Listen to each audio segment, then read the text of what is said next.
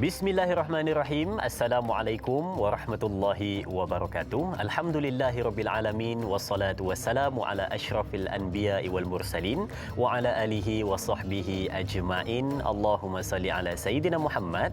Allahumma salli ala sayidina Muhammad. Allahumma salli ala sayidina Muhammad wa ala ali sayidina Muhammad. Wa ba'du. Alhamdulillah. Pertama dan selamanya, mari sama-sama kita panjatkan rasa syukur pada Allah Subhanahu wa taala kerana pagi Jumaat yang berbahagia ini kita dibangunkan, diberikan kesempatan, diberikan peluang untuk mengerjakan ketaatan kepada Allah Subhanahu wa taala dan dapat sama-sama sidang penonton kita duduk di hadapan kaca TV menyaksikan Tanyalah Ustaz biar tahu jangan keliru. Seperti biasa membawakan perbincangan masih lagi dalam situasi ataupun suasana kita menyambut bulan Ramadan. Ya, sedar tak sedar sudah pun 11 hari kita berada di dalam bulan Ramadan, kini berada dalam Ramadan yang ke-11. Apa khabar sidang penonton keluarga besar Tanyalah Ustaz? Semoga semuanya dirahmati dan diberkati oleh Allah Subhanahu wa taala, diterima amal ibadatnya. Baik, sidang penonton, pada pagi ini kita bakal membincangkan berkenaan dengan topik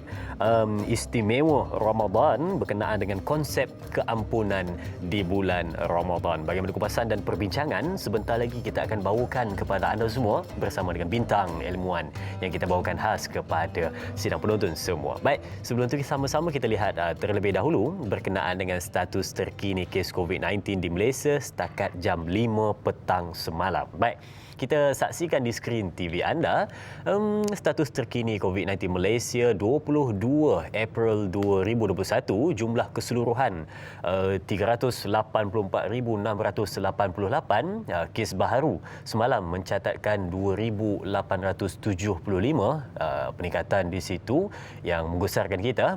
Kes tempatan 2,846 dan 29 kes import, dan kes sembuh baharu semalam juga mencatatkan 2,541 dan ada 7 kematian dilaporkan. Jadi terus mematuhi SOP dan berjaga-jaga dalam setiap tindakan kita, semoga dapat memutuskan rantaian COVID-19. Baik, sidang penonton, kita kembali untuk membincangkan berkenaan dengan topik perbincangan kita, yakni konsep keampunan di bulan Ramadan pada hari ini bersama dengan bintang ilmuwan yang kita bawakan khas kepada anda. Tak lain dan tak bukan, tidak asing dengan Tanyalah Ustaz, yakni Al-Fadil Ustaz Jazlan Abdullah. Apa khabar Ustaz? Alhamdulillah, selamat datang ke studio Ustaz. Dah 10 Ramadan Ustaz. Mungkin Ustaz ada sedikit ucapan untuk penonton semua dah melalui fasa yang pertama, 10 yang pertama. Silakan. Bismillah. Assalamualaikum warahmatullahi wabarakatuh. Yang dimuliakan Dai Azrin, muslimin muslimat sedang penonton yang dirahmati sekalian, pertama-tama kalinya kita merafakkan syukur kepada Allah Subhanahu wa taala pada pagi yang mulia ini dapat sekali kita berhimpun dan dikumpulkan di dalam program Tanyalah Ustaz biar tahu jangan keliru. Mudah-mudahan kita semua diberkati oleh Allah Subhanahu wa taala. Dan bersyukur kita di atas segala nikmat yang telah Allah kurniakan kepada kita. Alhamdulillah. Pertama, masih Allah panjangkan umur kita khusus dan mentaati Allah. Kita masih berada dalam bulan Ramadan dan hari ini kita masuk hari yang ke-11 bulan Ramadan. Syukur kepada Allah Ta'ala, Allah masih bagi kita kesempurnaan kesihatan. Allah masih beri peluang kepada kita kekuatan untuk kita menjalankan, mengabdikan diri kepada Allah Ta'ala dengan ibadah puasa ini. Dan mudah-mudahan kita semua diberkati oleh Allah SWT. Dan bersyukur kita di atas segala nikmat yang telah kurniakan kepada kita. Masih Allah beri kita sihat, disempurnakan berbagai-bagai nikmat, khususnya nikmat iman, nikmat Islam dan nikmat beramal. Itu sendiri itu nikmat yang paling besar. Mudah-mudahan yang berkata-kata ini, mendengar kata-kata ini, kita semua menjadi hamba Allah yang bersyukur, insya-Allah. Mudah-mudahan Allah mengampunkan segala dosa-dosa kita. Ini bulan Ramadan, dan mudah-mudahan dengan bulan Ramadan inilah Allah terus didik dan bimbing kita menjadi hamba Allah yang soleh dan solehah. Saya doakan ibu-ibu dan ayah-ayah sidang penonton yang dirahmati sekalian dan Azrin, dan saya pun berdoa untuk diri saya sendiri, mudah-mudahan kita sentiasa dalam rahmat Allah. Mudah-mudahan Allah ampunkan segala dosa-dosa kita. Mudah-mudahan kita semua diberkati oleh Allah Subhanahu wa taala khususnya dalam bulan Ramadan ini, dan mudah-mudahan dengan Ramadan inilah kita akan terus menjadi hamba Allah yang bertakwa. Amin ya rabbal alamin. Amin ya rabbal alamin. Satu suntikan semangat dari Ustaz untuk kita menjelang 10 yang kedua dan yang terakhir di bulan Ramadan ini. Dan sudah pastinya mungkin ada penonton-penonton yang nak bertanyakan soalan berkenaan dengan konsep keampunan di bulan Ramadan pada hari ini boleh pergi ke dua saluran kita seperti biasa. Untuk buat panggilan boleh pergi ke 1800 881677 dan jikalau nak bertanya melalui Facebook kita boleh tulis di ruangan komen di Facebook Tanyalah Ustaz TV3. Di situ juga ada siaran secara langsung bagi mungkin ada sahabat-sahabat kita yang tak berkesempatan melihat Tanyalah Ustaz di KCTV di rumah, boleh melihat di mana anda berada menggunakan peranti anda. Jangan lupa tekan butang suka dan kongsi untuk sama-sama sebarkan kebaikan. Baik, sedang penonton dan Al-Fadhil Ustaz, mungkin untuk permulaan ini kita nak tanyakan kepada Ustaz sedikit pandangan Ustaz berkenaan dengan apa yang selalu kita dengar berkenaan dengan 3 fasa bila sahaja masuk ke dalam bulan Ramadan. Fasa pertama, 10 yang pertama adalah kasih sayang, yang kedua adalah pengampunan dan yang ketiga disebut sebagai pembebasan dari api neraka. Sedikit pandangan dari Ustaz, silakan. Baik, bismillahirrahmanirrahim. Kalau kita lihat apa yang disebut oleh Dai Azrin itu, memang kadang-kadang selalu kita bincangkan hal berkaitan perkara ini yang disebut awalu syahr Ramadan rahmah wa awsatuhu maghfirah wa akhiru itqum minan nar. Dan sebenarnya kalau kita lihat disebut dalam hal ini, kalau kita lihat hadis ini ada punya, iaitu apa, ada khilaf di kalangan ulama hadis. Tapi namun begitu saya nak sebut di sini, iaitu apa, kita yakin bahawa sesungguhnya bulan ini memang Allah turunkan rahmat, kasih sayang daripada Allah Ta'ala. Memang Allah Ta'ala berrahmat kepada kita sebab apa? Dengan Allah hidangkan pelbagai-bagai, iaitu apa, ibadah. Contohnya Allah beri kepada kita solat sunat tarawih. Allah beri kita iaitu puasa bulan Ramadan ni, itu puasa satu anugerah yang besar. Dan amalan sedekah, zakat, buat baik, semua ini memang apa, untuk mengundang rahmat daripada Allah Ta'ala dengan kita diberi oleh Ta'ala, iaitu amalan. Memang itu satu. Dan yang kedua sebab maghfirah tu memanglah kita tak menafikan, memang bulan ni bulan yang disebut sebagai bulan yang keampunan. Seperti mana disebut oleh Nabi SAW, as-salatul hams wal jum'atu ila jum'ah wa ramadan ila ramadan mukaffaratun ma bainahunna izajtanabal kabair. Solat 5 waktu itu dan Jumaat ke Jumaat berikutnya, Ramadan ke Ramadan berikutnya merupakan menghapuskan dosa seseorang selama ia menjauhi dosa-dosa yang besar.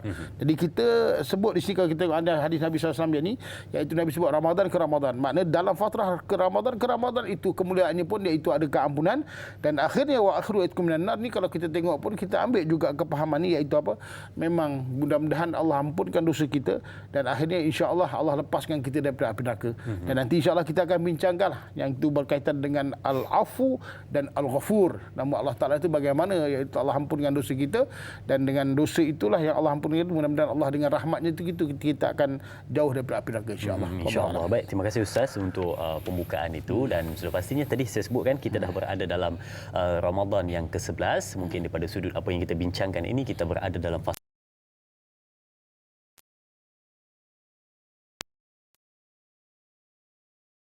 Jadi kita nak tanya kepada Ustaz awal berkenaan dengan kita nak memfokuskan kepada konsep pengampunan itu. Jadi pengampunan daripada sudut mana sebenarnya kita nak bawa dalam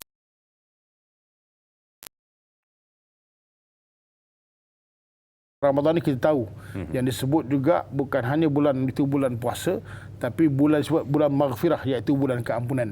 Seperti mana saya sebut dalam hadis tadi, iaitu apa? Ramadan ila Ramadan, Ramadan sehingga Ramadan akan datang tu merupakan keampunan daripada Allah Subhanahu Wa Taala. Dan bila kita renung bab berkaitan dengan keampunan ni, pertama yang saya nak sebut, kita kena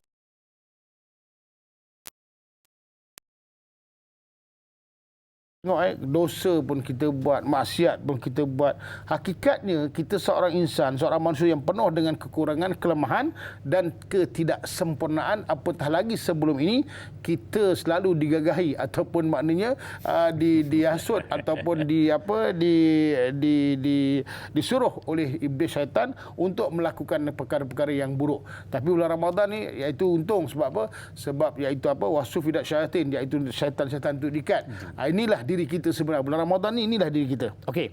Sebab itu Nabi SAW telah berpesan kepada kita satu hadis yang dikatakan Imam Ibn Majah.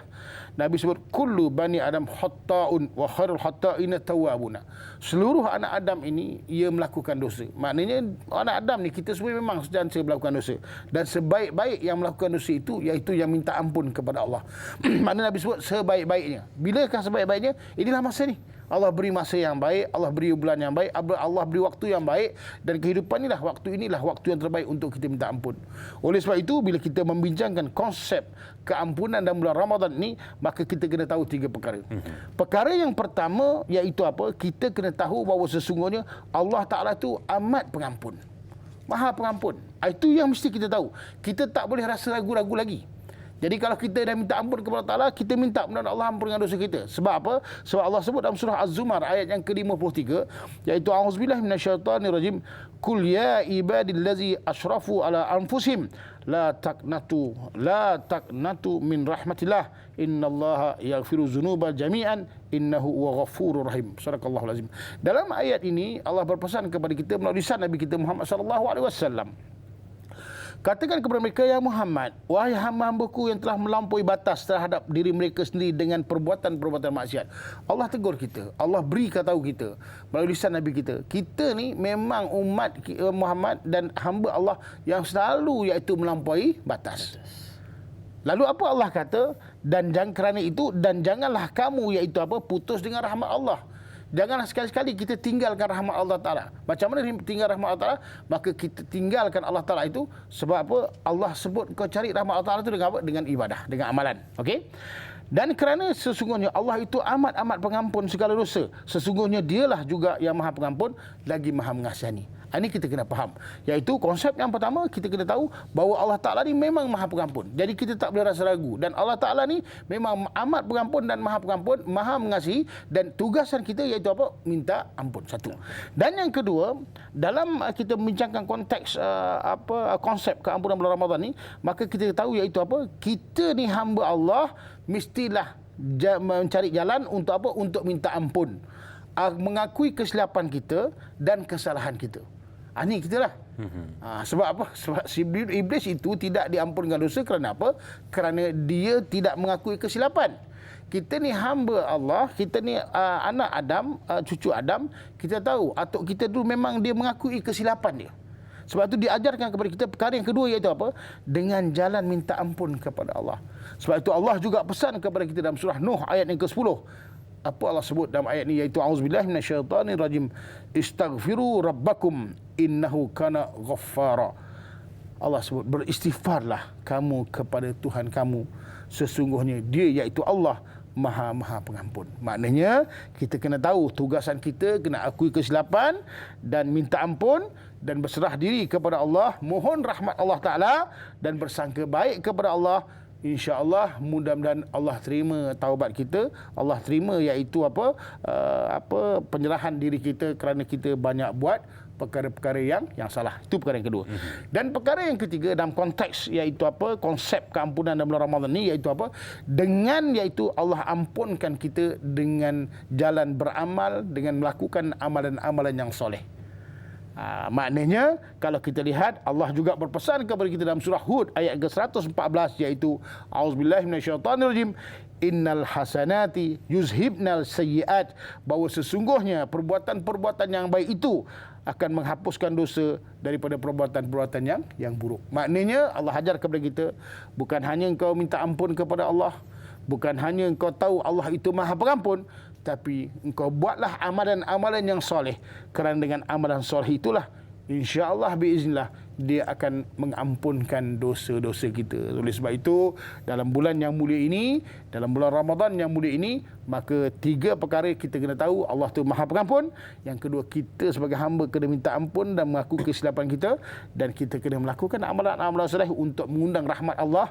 Mudah-mudahan Allah mengampunkan dosa kita semua. Amin ya rabbal alamin. Benar. Berdasarkan daripada konsep pengampunan di bulan Ramadan ini, kena faham 3 benda.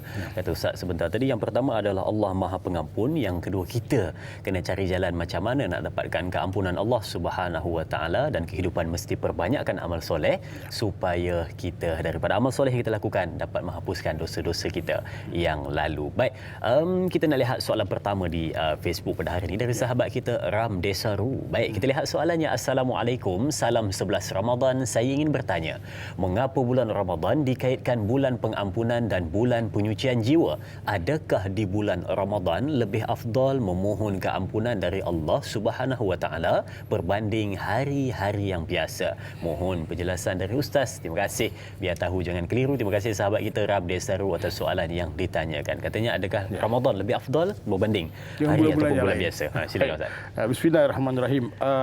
Kalau kita lihat pengampunan yang Allah nak berikan kepada kita dengan kita minta ampun kepada Allah Ta'ala ni, iaitu di dalam seluruh hayat kita.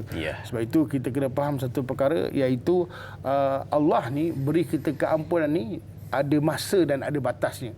Pertama, kalau kita lihat, Allah ampunkan dosa kita selagi mana nyawa kita belum sampai dekat halqum, gharghar tu kan, itu disebut. Dan yang kedua, Allah ampunkan dosa kita sebut Nabi SAW, iaitu apa? Iaitu sebelum terbitnya matahari daripada barat. Itu tempoh pengampunan. Jadi maknanya pengampunan ni Allah buka daripada hayat kita di kandung badan. Maknanya kita bila-bila. Cuma bila masuk bulan Ramadan ini, iaitu apa?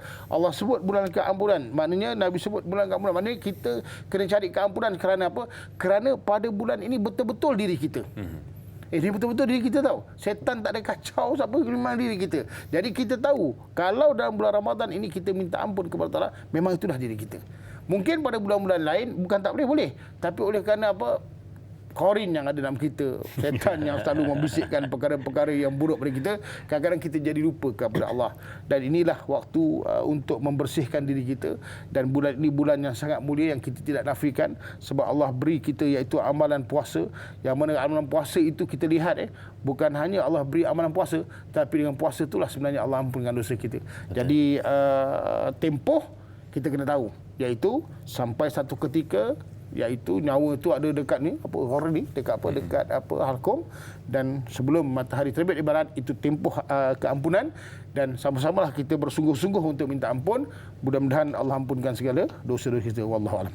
Baik, bila disebutkan tadi tentang tempoh untuk minta ampun pada Allah Subhanahu Wa Taala selagi hayat di kandung badan, sebelum dua perkara, nyawa sampai di kerompong, kan, dan yang kedua adalah bila tibanya matahari di sebelah barat, terbitnya matahari di sebelah barat, maka pada ketika itu maka tidak lagi diterima pengampunan daripada sesiapa pun. Baik, bila mana dilihat pada perbincangan kita konsep keampunan, sudah pastinya kita sidang penonton mahukan sesuatu yang sangat bernilai pada hari ini berkenaan dengan, mungkin ada di antara kita juga yang tertanya, adakah hari ini juga akan dibincangkan berkenaan dengan pengampunan sesama manusia. Mungkin ada sedikit komen dari Ustaz.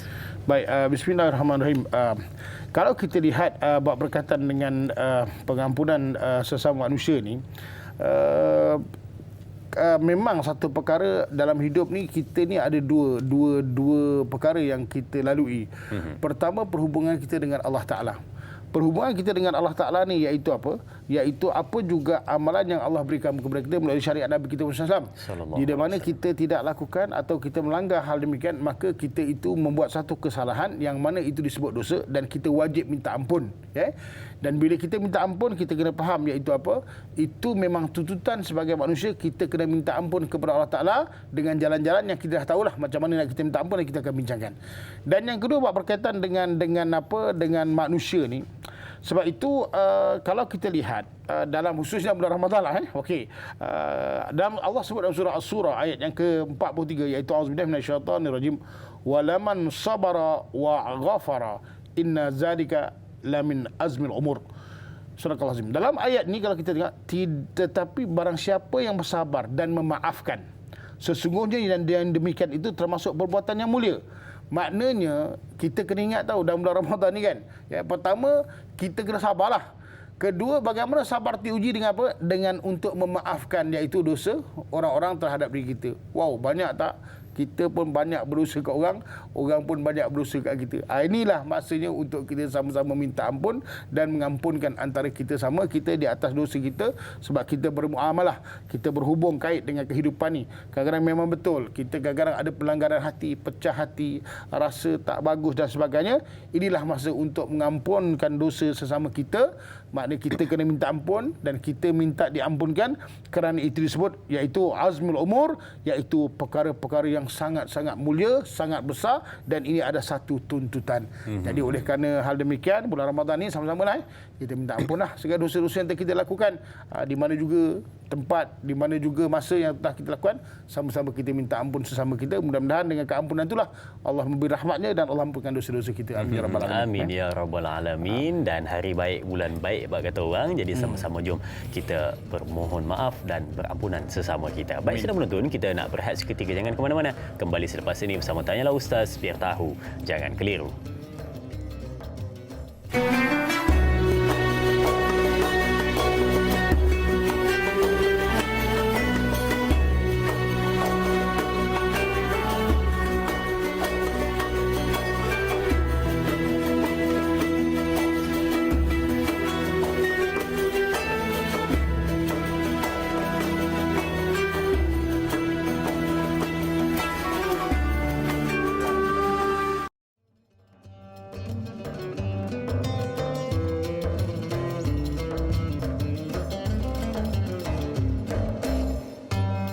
Baik, sidang penonton, kita bertemu kembali meneruskan perbincangan kita konsep pengampunan di bulan Ramadan. Baik, sudah pastinya kita pada hari ini nak dapatkan sesuatu, dan pengampunan Allah Subhanahu Wa Taala sangat luas, tetapi kita yang terlupa ataupun tak nak untuk mencari jalan menuju keampunan Allah Subhanahu Wa Taala. Dibukakan pada kita bulan Ramadan, bulan pengampunan, bulan yang cukup istimewa, penuh dengan barakah dan rahmat. Sudah pastinya kita nakkan sesuatu yang terbaik di dalam bulan Ramadan. Baik, kita lihat soalan seterusnya di Facebook Tanya Ustaz dari sahabat kita, Puan Rahimah Saud. Baik, kita lihat soalannya. Assalamualaikum Ustaz, kita yang berdosa secara lisan dan perbuatan, kita pohon ampun dikala sujud, kita menangis sebab menyesal, adakah dikira cukup dan mematuhi konsep keampunan untuk diredai, atau kita perlu kaedah permohonan ampun yang lebih jitu? Terima kasih Ustaz Nai. Terima kasih juga Puan Rahimah Saud atas soalan yang ditanyakan. Katanya adakah cukup menangis dan sujud mohon ampun, dan adakah ada lagi cara yang lebih mantap kata orang untuk minta ampun? Silakan Ustaz. Baik, bismillahirrahmanirrahim. Rahimah Saud. Ya. Dalam bab berkaitan keampunan, mohon ampun dari Allah Ta'ala ni, pertama biasa kita sebut iaitu dengan istighfar. Iaitu istighfar, apa istighfar, minta ampun kepada Allah di atas kesalahan kita. Tapi kalau kita lihat, kalau kita hanya buat berkaitan dengan solat, minta ampun, itu dah terbaiklah. Tapi yang paling tepat yang kita kena buat iaitu pertama istighfar dengan penyesalan. Sebab itu an-nadamu taubah, penyesalan itu taubat. Kita rasa tak? Kadang-kadang kita astagfirullahalazim. Dia bukannya rasa penyesalan, tapi hanya menyebut. Menyebut tu jadi apa? Jadi zikrullah, iaitu ingat Allah Taala aja. Jadi tak sampai iaitu apa bab berkaitan dengan keampunan. Macam mana kita nak dapatkan sebut istighfar, minta ampun kepada Allah tu sampai ke hati? Ini bukan satu benda yang mudah tau. Kan? Kalau kita pergi majlis zikir senang ke? Astagfirullah, juga masjid lepas ni, lepas solat tarawih, kita istighfar ramai-ramai. Kadang-kadang tengok kipas, tengok apa kan. Lepas tu, apa boreh lepas ni kadang-kadang kan. Rupa boreh sekarang kena bungkus saja. Jadi macam-macam. Apa pula kuih kita dapat. Bukan kita tak ni, tapi kita tak fokus benda ni. Sebab itu ingat, an-nadamu, iaitu apa? Penyesalan itu taubat. Itu perkara pertama. Kalau kita boleh rasa kita menyesal, kita rasa kita memang salah betul, itulah jalan satu. Dan yang kedua, hendaklah berhenti daripada dosa yang dilakukan. Jangan istighfar je, tapi terus buat, kan? Jadi kita nangis, ya Allah, aku ya Allah gini. Tapi esok buat lagi. Jadi maknanya kita kena berhenti serta-merta daripada dosa yang telah kita lakukan. Ini kita ingat, itu perkara yang kedua. Dan yang ketiga, rasa menyesal di atas perbuatan dosa yang kita lakukan. Kita kena rasalah. Salah benda ni. Kita rasa menyesal tu. Silap. Aku nak buat macam mana kan? Kita dah silap. Kita perbaiki dan kita minta ampun kepada Allah. Itu yang ketiga. Dan yang keempat, berazam. Lepas ni tak buat lagi. Biasa azam ni memang payahlah. Kita azam tahun baru pun fail. Jadi kadang-kadang azam nak buat meninggalkan perkara-perkara buruk ni kadang-kadang pun kita terkandas juga. Iaitu tergelincir juga. Tapi kita kena berazam. Lepas ni aku balik haji ataupun lepas Ramadan ni aku tak akan buat benda-benda macam tu. Itu kita berazam. Itu yang keempat. Dan yang kelima, ingat. Jika melibatkan hak Allah, maka kena qada lah. Kata ya Allah Tuanku, aku dulu memanglah bukan tak puasa, tapi kurang rajin. Kurang rajin. Asal masuk bulan Ramadan, daripada Kuala Lumpur pergi Johor Bahru panjang. Musafir.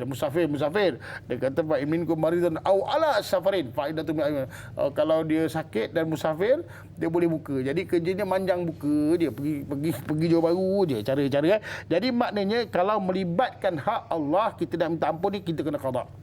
Dulu kita mungkin ialah waktu dulu kat England, mana kita nak jumpa bulan Ramadan kan, Januari, Februari, Mac, April ya, tak jumpa bulan Ramadan. Jadi dulu-dulu tu kita kena qada. Dan apa lagi kalau ada hak Allah Taala yang kita belum tunaikan, fidyah puasa, kan kita kena tunaikanlah, macam tu.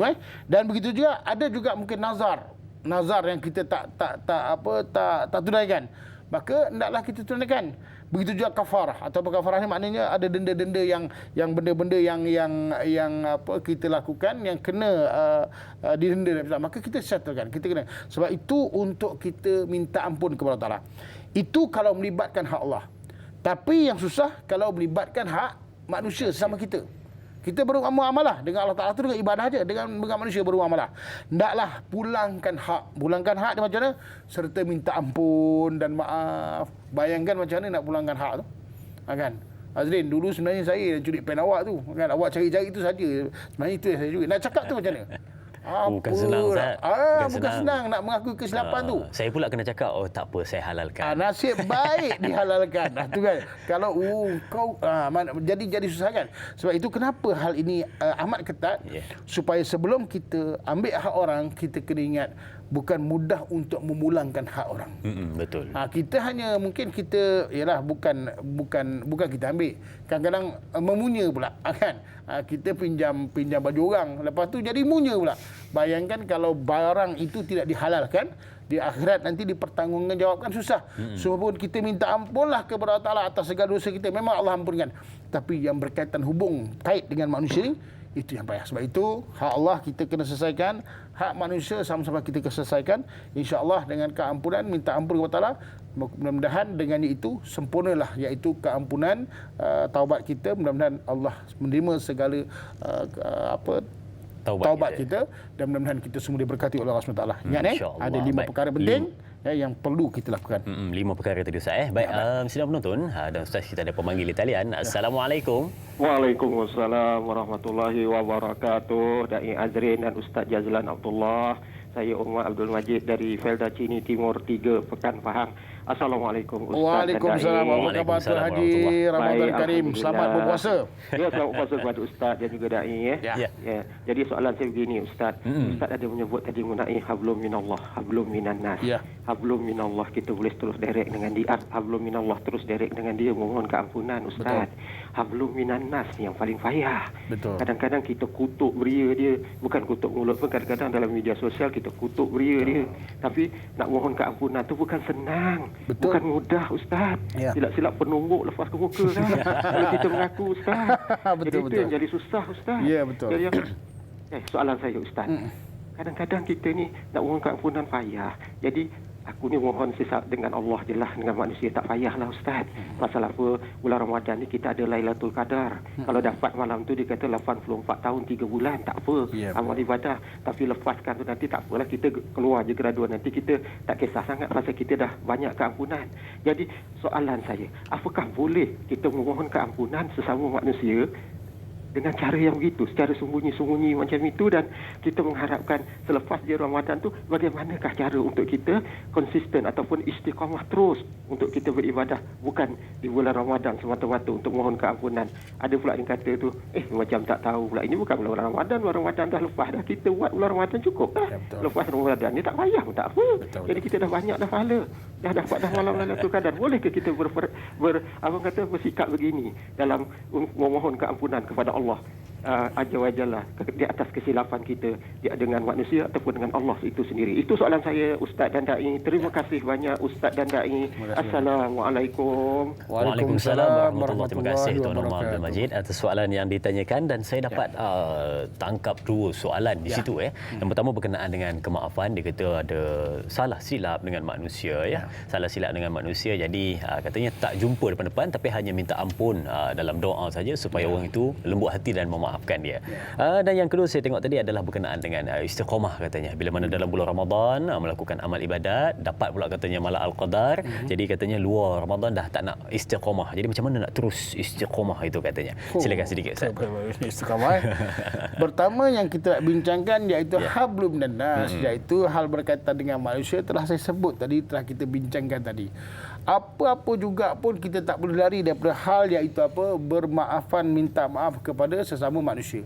Oleh sebab itu, Allah ni dengan rahmatnya, dengan kasih sayangnya, bukan hanya Allah beri kepada kita Ramadan, tetapi Allah beri kita Syawal. Syawal ni iaitu apa? Hari yang dilepaskan kita daripada ibadah Ramadan yang disebut bab puasa, yang tak boleh apa yang dihalalkan dalam bulan lain Allah haramkan pada bulan Ramadan ni supaya kita jadi hamba yang bertakwa. Dan insya-Allah biiznillah bila kita terlatih 1 bulan dengan hidup iaitu mengabdikan diri kepada Allah Taala, kita akan dapat sifat takwa. Itu satu. Dan yang kedua, Allah bagi kita Syawal. Syawal ni iaitu bulan hari raya rasa cerita. Bulan raya ni tak ada orang pun marah. Betul? Tak ada orang pun marah. Kan? Kalau marah tu teguk benar, teguk benar lah tu. Jadi Allah beri kita peluang. Pertama bulan Ramadan memang Allah ampunkan dosa kita. Bulan Syawal ni sebenarnya apa? Iaitu Allah beri kita peluang untuk kita sama-sama minta ampun. Nampak? Mesra. Ada pula kalau tiba-tiba kita minta ampun kan, katakan bulan Syakban ataupun bulan Rejab ke ataupun bulan Muharram. Saya minta ampun lagi ni. Raya ke apa sebenarnya? Dia tanya raya ke apa. Tapi bila raya aja, bila Syawal je, Allah akan lembutkan. Lain kan, akan lembutkan semua hati. Sebab tu besar juga kesalahan kita dengan orang pun. Pertama bila raya tu kita minta ampun, bisa tak apalah, sama-sama kita pun banyak silap juga. Dia akan jadi baik. Sebab apa? Sebab cuma memulakanlah. Sebab itu dalam hal-hal berkaitan dengan kebaikan ni, pertama mesti kita ada niat. Kalau kita nak memulangkan hak ni, kita niat, Allah akan beri kita jalan dan ruang. Niat kena betul. Perbaiki niat. Ya Allah, aku ni banyak dosa selalu, iaitu dah gumpat dia bertantan dah, bukan apa berkati-kati, bertantan dah gumpat dia. Macam mana kita jumpa, minta maaf lah kalau saya ni memang ada terlajak kata dalam keadaan saya sedar ataupun tidak sedar, memang sengaja saya kata awak pun gini, tapi saya minta ampun lah, itu memang kelemahan saya. Nah, Ustaz, kalau contoh nak minta ampun tu, dia lebih elok sebut detail ke apa silap kita buat ataupun secara umum saja, ataupun tengok keadaan. Baru aku nak cakap pun dah tanya. Saya terfikir, maknanya kita betul. satu hati. Betul. Jadi maknanya kita kena cakap detail sebab tu dosa kita. Oh, detail. Nasib baik ada pandangan ulama sebut iaitu boleh sekadar engkau minta ampun iaitu apa? Kepada sesama manusia, hal berkaitan ampun saja. Minta maaf lah gitu je. Sebab apa? Kalau engkau detailkan hal demikian, mungkin tidak sampai matlamat apa yang kamu minta. Maknanya okey, cari Azrin. Sebenarnya saya dah cakap, buka awak macam pecah rumah lagi ni. Belum habis saya minta ampun, sebenarnya awak dah terajang saya dah. Baru dah sepak saya dah, bentil saya dah. Jadi macam mana? Sekadar minta ampun dan kita memang niat, kita minta maaf dan kita tak nak buat lagi, dan kita satu, jangan bagi peluang kat diri kita untuk cari benda helah yang lain. Salah, akui kesilapan, minta maaf dan perbaiki kehidupan kita, khususnya nanti kita habis Ramadan, Syawal, mudah-mudahan dididik dengan hal demikian, kita jadi orang yang soleh dan solehah. Jadi tunaikan hak tu wajib. Kan? Sungguh pun kita tak larat nak cakap dosa yang kita banyak ni, boleh iaitu sekadar saya minta maaf kesilapan saya daripada ujung rambut, orang dulu kata ujung rambut sampai ujung kaki. Tapi saya nak minta satu, jangan sebut hal berkaitan dengan kosong-kosong. Faham? Maknanya kita macam mempermainkan. Ini bukan bola tau, ini minta maaf tau. Kan? Kosong-kosong, ini bukan bola. Mana kita kena sebut sekurang-kurangnya saya minta maaf di atas segala dosa kesalahan saya terhadap awak, daripada saya sedar, tak sedar, ataupun maknanya memang ulu-ulu tak sedar. Jadi maknanya saya minta maaf lah, memang saya pun jahil, saya silap, jadi ampunkan dosa saya. Itu lebih baik daripada kosong-kosong. Sebab kosong-kosong ni kita seolah-olah, saya minta maaf, seolah-olah kita macam mempermainkan, iaitu hal berkaitan dengan keampunan. Sebab ini benda yang sangat penting, melibatkan kehidupan kita daripada dunia sampai akhirat. Wallahualam. Dan sedikit tadi Ustaz berkenaan dengan dia kata mungkin ada orang yang dah beribadat dalam bulan Ramadan, bila keluar daripada bulan Ramadan dah jadi macam slow sikit sebab dia kata dah banyak pahala dalam bulan Ramadan. Dah banyak pahala, betul-betul. Ini bukan main-main tau. Orang pergi haji, saya pergi umrah bulan Ramadan dan dikira tu pahala banyak tu, sembahyang kat Jaram dah 100,000 dah. 2 tahun. Ada kan? Cuti 2 tahun. Sebenarnya kita bukan kiraan kita tu dengan Allah Ta'ala begitu. Yang penting istiqamah dalam amalan, iaitu mustaqim. Maknanya kita kena istiqamah tu apa? Untuk berterusan walaupun sedikit. Ingat bulan Ramadan ni Allah didik dan Allah ambil, Allah ikat Allah ikat setan supaya kita ni dari kita ibadah. Lepas masuk Syawal tu Allah lepaskan. Waktu tu kita tahu timbang macam mana diri kita. Sebab itu istiqamah tu sangat penting. Bila istiqamah ni ingat, jangan bagi pilihan. Kalau kita bagi pilihan, maka waktu tu kita tak akan buat. Niat nak buat lah. Oh, bulan Ramadan, ya Allah, kita puasa. Bulan Syawal, kita ada puasa 6 hari dalam bulan Syawal.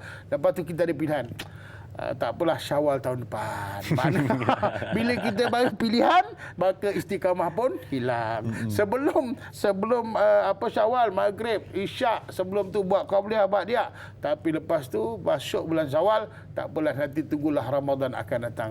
Bila kita bagi pilihan dalam diri kita, maka kita akan memilih benda yang paling tak baik. Sebab itu Islam mengajar kita memilih benda yang baik. Biasakan benda yang baik, insya-Allah kita akan jadi orang yang baik. Betul. Baik, terima kasih Ustaz untuk pencerahan berkenaan dengan soalan daripada sahabat kita sebentar tadi, dan kita nak lihat seterusnya soalan di Facebook dari Kak Ju Zabidi. Baik. Assalamualaikum. Katanya sesungguhnya Allah Subhanahu Wa Taala itu Maha Pengampun. Allah Subhanahu Wa Taala menghapuskan dosa hamba-Nya yang bertaubat kepadanya. Soalan saya, bolehkah seorang ibu berdoa kepada Allah mohon keampunan terhadap anak-anaknya walaupun anaknya telah dewasa? Mohon pencerahan dari Ustaz. Terima kasih Kak Ju Zabidi atas soalan yang ditanyakan. Wah, saya baca soalan ni tersentuh hati Ustaz bila disebut perkataan boleh tak seorang ibu minta ampun untuk anaknya? Maknanya ada sesuatu di situ Ustaz. Sedikit Ustaz. Silakan. Bila sebut hal demikian sebenarnya satu benda yang kita kena ingat. Saya nak nasihatkan siapa-siapa ada ibu, ingat tolonglah selalu telefon ibu, hubungi ibu, sekurang-kurang kita minta doa. Sebab ibu masih ada kat kita tahu. Saya ni ada ibu je, saya tak ada ayah. Maknanya saya tak dapat, saya dah rugi dah satu doa daripada ayah. Saya ada ibu. Maknanya waktu sekarang ni dalam hayat ibu saya kena selalu minta doa ibu saya. Sebab apa? Sebab ibu tu kita minta. Sebab dengan doa ibu, ridha Allah Ta'ala itu, redha Allah Ta'ala itu dengan keredaan kedua ibu bapa. Maknanya kalaulah seorang ibu angkat tangan minta kepada Allah Ta'ala, mudah-mudahan Allah ampunkanlah dosa anaknya, Allah beri hidayah, Allah beri taufik kepada anaknya supaya dia jadi orang yang soleh dan sudah, itu yang terbaik. Dan soalan ni saya harap saya anggap ini bukan soalan untuk ibu kita, tapi untuk kita sebagai ibu dan ayah kena selalu doakan anak-anak kita supaya anak-anak kita diberi oleh Allah Ta'ala hidayah dan petunjuk. Dengan hidayah dan petunjuk dan serta taufik daripada Allah Ta'ala, insya-Allah anak kita tu akan betul hidupnya dalam beragama. Oleh sebab itu, kalau kita doakan anak kita, mudah-mudahan Allah ampunkanlah dosa-dosa anak kita, maka khususnya pertama dengan diri kita lah. Ini saya nak pesan juga, kadang-kadang kita doakan anak kita, macam-macam kita doa. Tapi rupanya anak kita ni kita tak pernah ampunkan dosa dia. Macam mana Allah Ta'ala nak ambil doa kita tu? Sebab apa? Sebab anak kita bila mengguris hati kita, bila dia ada dosa dengan kita, sebenarnya status anak tu jadi anak derhaka tau. Ini dia main-main tau. Betul tak? Kan? Bila anak derhaka, mana datang rahmat Allah Ta'ala? Sebab itu, perkara yang pertama, kita ni kena ampunkan dosa anak-anak kita. Dan percayalah, bila kita ampunkan dosa anak kita, redha Allah Ta'ala tu akan datang kepada anak-anak kita. Oleh sebab itu, kita sebagai mak bapak, saya doakanlah anak-anak kita beri taufik hidayah, mudah-mudahan anak kita tu jadi anak yang soleh dan solehah. Dan kita ni juga jangan tunggu mak doakan kita je. Kita kena selalu, mak doakanlah saya, ampunkan dosa saya, mak doakan Allah ampunkan dosa kita. Kita minta kepada Allah Ta'ala, kepada mak kita, ayah kita supaya dia sentiasa mendoakan kita, mudah-mudahan kita sentiasa dalam lindungan daripada Allah Subhanahu Wa Ta'ala. Wallahu a'lam. Benar, maaf dan memaafi kita. Minta maaf kepada sesiapa yang kita ada buat salah, dan bila mana ada orang minta maaf pada kita, maafkanlah mereka supaya senang di dunia, senang di akhirat. Baik, kita berehat seketika, jangan ke mana-mana. Kembali selepas ini bersama Tanyalah Ustaz, biar tahu jangan keliru.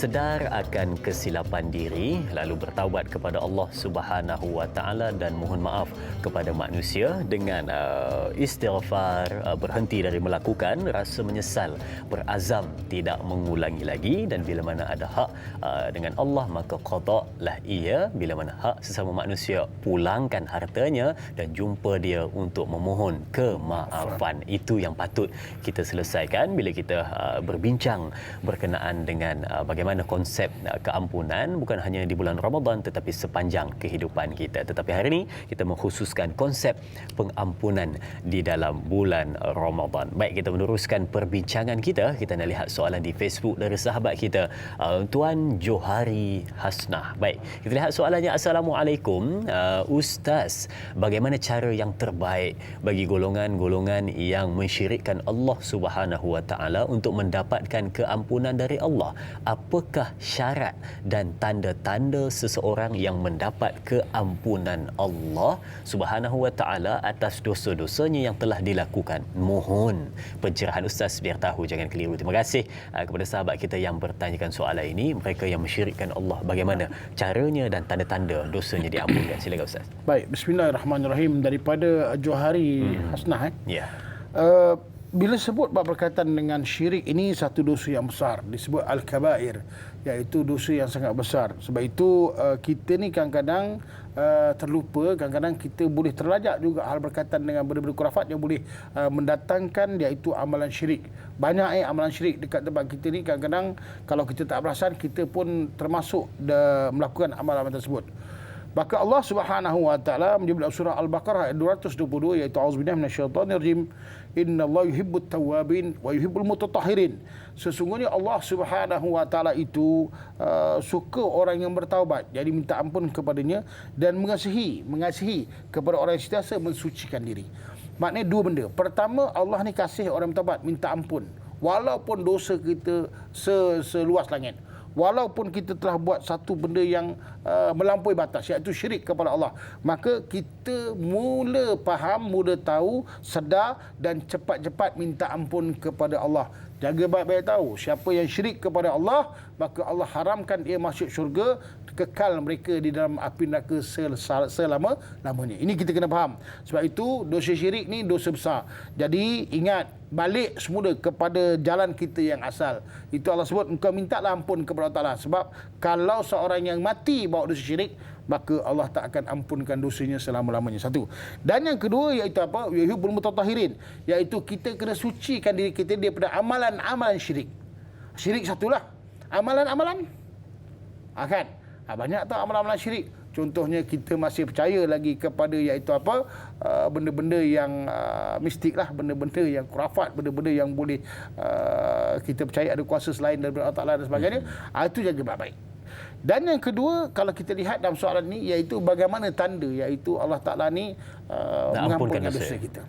Kalau kita lihat dalam kitab Tanbihul Ghafilin, Abu Lais Samarkandi menyebut ada 4 tanda iaitu apa? Apabila seorang itu diterima taubatnya. Tanda yang pertama, orang yang diterima taubat oleh Allah Ta'ala itu dengan apa? Dengan dia dapat mengawal lidahnya. Lidah ni, ini penting tahu lidah, lisan kita ni. Maknanya kalau dengan lepas ia minta ampun kepada Allah Ta'ala, dia dapat mengawal lidahnya seperti mana disebut oleh Nabi SAW, iaitu man kana yu'minu billahi wal yaumil akhir falyakul khairan aw liyasmut. Siapa yang beriman kepada Allah dan hari akhirat, maka hendaklah ia iaitu bercakap benda-benda yang baik atau dia diam, maka itu tanda Allah terima iaitu taubat ni. Kan?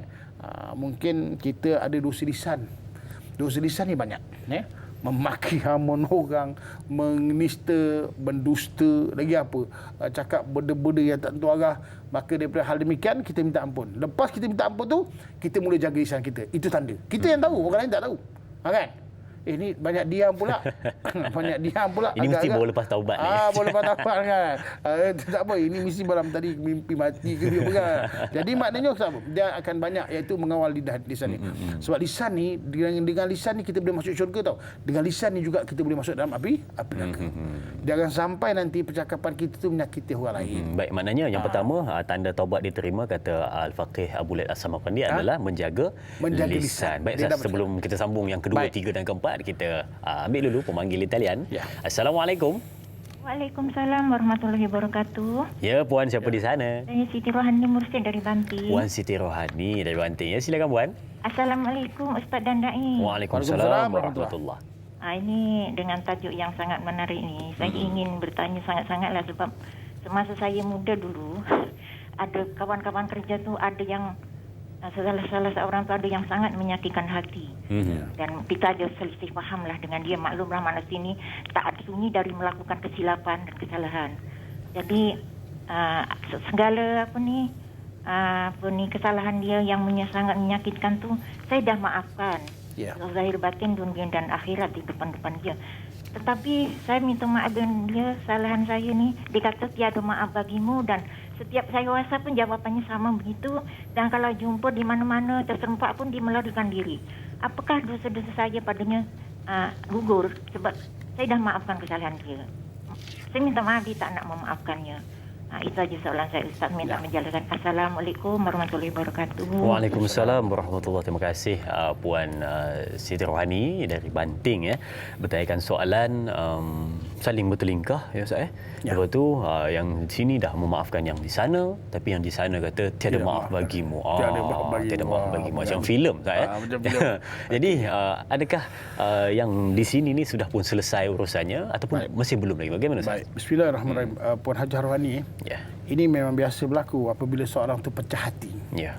Pecah hati ni akan maknanya kita memang rasa kadang-kadang orang ni menyakitkan hati kita dan selalu kita disakiti hati. Ya. Betul Kita ni selalu disakiti. Insan yang tersakiti. Disakiti ya kan. Kita tak mengguruskan hati orang, tentu orang sentiasa mengguruskan hati kita. Ya. Itulah Yang penting lumrah dalam dunia. hidup ni bukan orang, yang penting kita. Betul. Ini kena faham Ibadah, amalan, semua hal berkaitan dengan diri kita yang akan dipertanggungjawabkan di depan Allah Ta'ala. Dan hak-hak yang kita kena turunkan, hak daripada hak kita. Contoh, katakan Hajar Rohani, saya dulu memang sakit hati kat dia. Maklumlah dia tu memanglah mulutnya bukanlah bagus sangat, kan? Tapi mulut dia dot. Contohlah. Jadi kadang-kadang sakit hati saya gini-gini. Tapi oleh kerana sekarang ni dah ujung-ujung kita pun ampunkan dosa dia. Tapi kita nak minta ampun dosa kepada dia, dia tak nak. Tiada ampun bagimu. Maka kita punya tanggungjawab selesai. Kan? Kita tanggungjawab kita apa? Minta ampun, betul? Kan? Sebab itu tadi kita sebut dah, mana Allah sebut apa? Kalau kita dapat sabar dan mengampunkan, itu satu, iaitu apa? Azmul umur, iaitu satu perkara yang sangat-sangat baik, sangat-sangat hebat, sangat-sangat maknanya tinggi nilai isi Allah Ta'ala. Tapi kalau orang tu tak nak ambil sifat tinggi, sifat nilai yang baik Allah Ta'ala, kita nak buat macam mana? Yang penting kita ni. Betul. Dosa tu daripada kita minta ampun. Dia nak ampunkan, tak nak ampunkan, itu cerita lain. Yang penting kita. Kalau kita minta ampun, kita di atas kesalahan kita hanya doa kepada Allah Ta'ala, mudah-mudahan Allah ampunkan dosa kita lah. Ya, kita tak ada raya kan? Tapi ingat, kalau Allah Ta'ala tu memang maha pengampun, amat pengampun. Tapi manusia ni, kalau kita minta ampun, terpulang kat dia. Yang penting, kita dah lepaskan tanggungjawab kita untuk kita minta ampun. Kerana apa? Kerana kita ada dosa, iaitu apa? Berkaitan dengan sama manusia. Oleh sebab itu, tindakan kita pertama, betulkan niat. Betulkan niat ni maknanya memang aku minta ampun, niat kerana Allah, dan dia kita minta ampun. Yang ketiga, kita pulangkan hak. InsyaAllah 3 benda ni kita lakukan. Mudah-mudahan Allah ampunkan dosa kita. Jalankan kita punya kita punya tindakan, dan kita kena fikir diri kita, bukan fikir diri orang. Betul. Jangan perhatikan orang, tetapi lihat bagaimana kita pada ketika itu, adakah kita sudah mengampunkan ataupun belum dosa-dosa orang kepada kita. Baik, kita ada satu lagi panggil di talian. Assalamualaikum. Waalaikumsalam Dai dan Ustaz. Ya, Puan, siapa di sana? Saya Puan Rubilah Abu Bakar dari Teluk Paling Manggaram. Ya, silakan soalan Puan. Saya nak tanya bagaimanakah macam ada kita menyakiti jiran kita, apakah kita sebagai anak boleh minta maaf kat jiran yang kita sakit tu? Sekali lagi Puan soalannya. Saya nak tanya bagaimana jika ada ahli keluarga kita menyakiti hati jiran-jiran. Ya. Perlukah anaknya wakil minta maaf? Okey, maknanya wakil minta maaf lah. Di bulan puasa ni lah, di bulan Ramadan ni. Itu saja soalan? Itu saja. Baik, terima kasih Puan Robizan. Sama-sama. Okay, atas soalan yang ditanyakan. Okey, Sas, ini berkenaan dengan wakil. Ustaz, wakil minta orang lain yang buat salah, orang lain yang pergi wakil untuk minta maaf. Macam mana Ustaz? Boleh ataupun tidak? Baik. Baik. Mungkin ada perkara-perkara yang membataskan kita tak dapat jumpa jiran kita. Betul. Mungkin mafhum dia gitulah. Jadi yang penting macam mana usaha kita. Effort kita, usaha kita macam mana. Mungkin kalau kita pergi itu dia tak boleh terima. Kan? Mungkin kalau kita pergi itu memang tak jumpa kita. Maka waktu tu kita gunakan kaedah yang kedua, hantar wakil. Mungkin wakil tu terima, mungkin anak kita baik dengan dia. Kita tak baik dengan dia, maka hantar anak kita. Cakap dengan tu Hajah tu minta maaf lah gini-gini. Ataupun sekarang ni zaman teknologi dah Jah. Kita pakai telefon kita. Kan? Telefon kita, saya ni minta ampun lah segala dosa kita, amalan saya gini-gini di bulan Ramadan gini-gini kan. Hantar kat dia. Agak-agak kalau dia marah sangat pun yang dibanting tu. Apa saya tak yang dibanting tu bukan handphone kita, handphone dia. Tak apa. Faham tak maksud dia? Handphone dia kena banting, dia yang pecah tu handphone dia. Yang penting kita jangan pecahkan hati kita, solidkan hati kita untuk kita minta ampun. Kaedah macam-macam kaedah boleh buat. Boleh buat surat pun boleh. Minta maaf pakai surat apa? Surat minta keampunan kepada jiran kita. Mungkin dia tak jumpa. Mungkin dapat surat tu dia boleh, dan mungkin dia ampun dengan kita, cuma dia tak nak lafaz kat kita. Betul. Sebab mungkin terguris hati dia. Jadi kaedah mana-mana pun kaedah, yang penting kita dapat minta ampun atas segala kesalahan dan dosa kita. Betul. Bila saya dengar soalan berkenaan dengan wakil minta maaf dan juga mungkin nak mendamaikan dua pihak yang bersengketa, saya teringat bila Ustaz sebut berkenaan dengan tanbihul ghafilin. Disebutkan dalam itu berkenaan dengan bagaimana yang dikatakan mendamaikan dua orang yang bersengketa. Satu sifat yang cukup hebat, dua bersengketa, tapi seorang itu yang mendamaikan, orang yang ketiga yang mendamaikan bersengketa. Tapi Ustaz, kita nak sambung lagi berkenaan dengan tanda-tanda taubat diterima ini. Ada lagi 3 tak nak kongsikan, tapi kita berehat seketika dahulu. Jangan ke mana-mana dan saksikan ada kapsul Ramadan bersama Ustaz Don bertajuk berkenaan dengan bersahur dan berbuka. Silakan.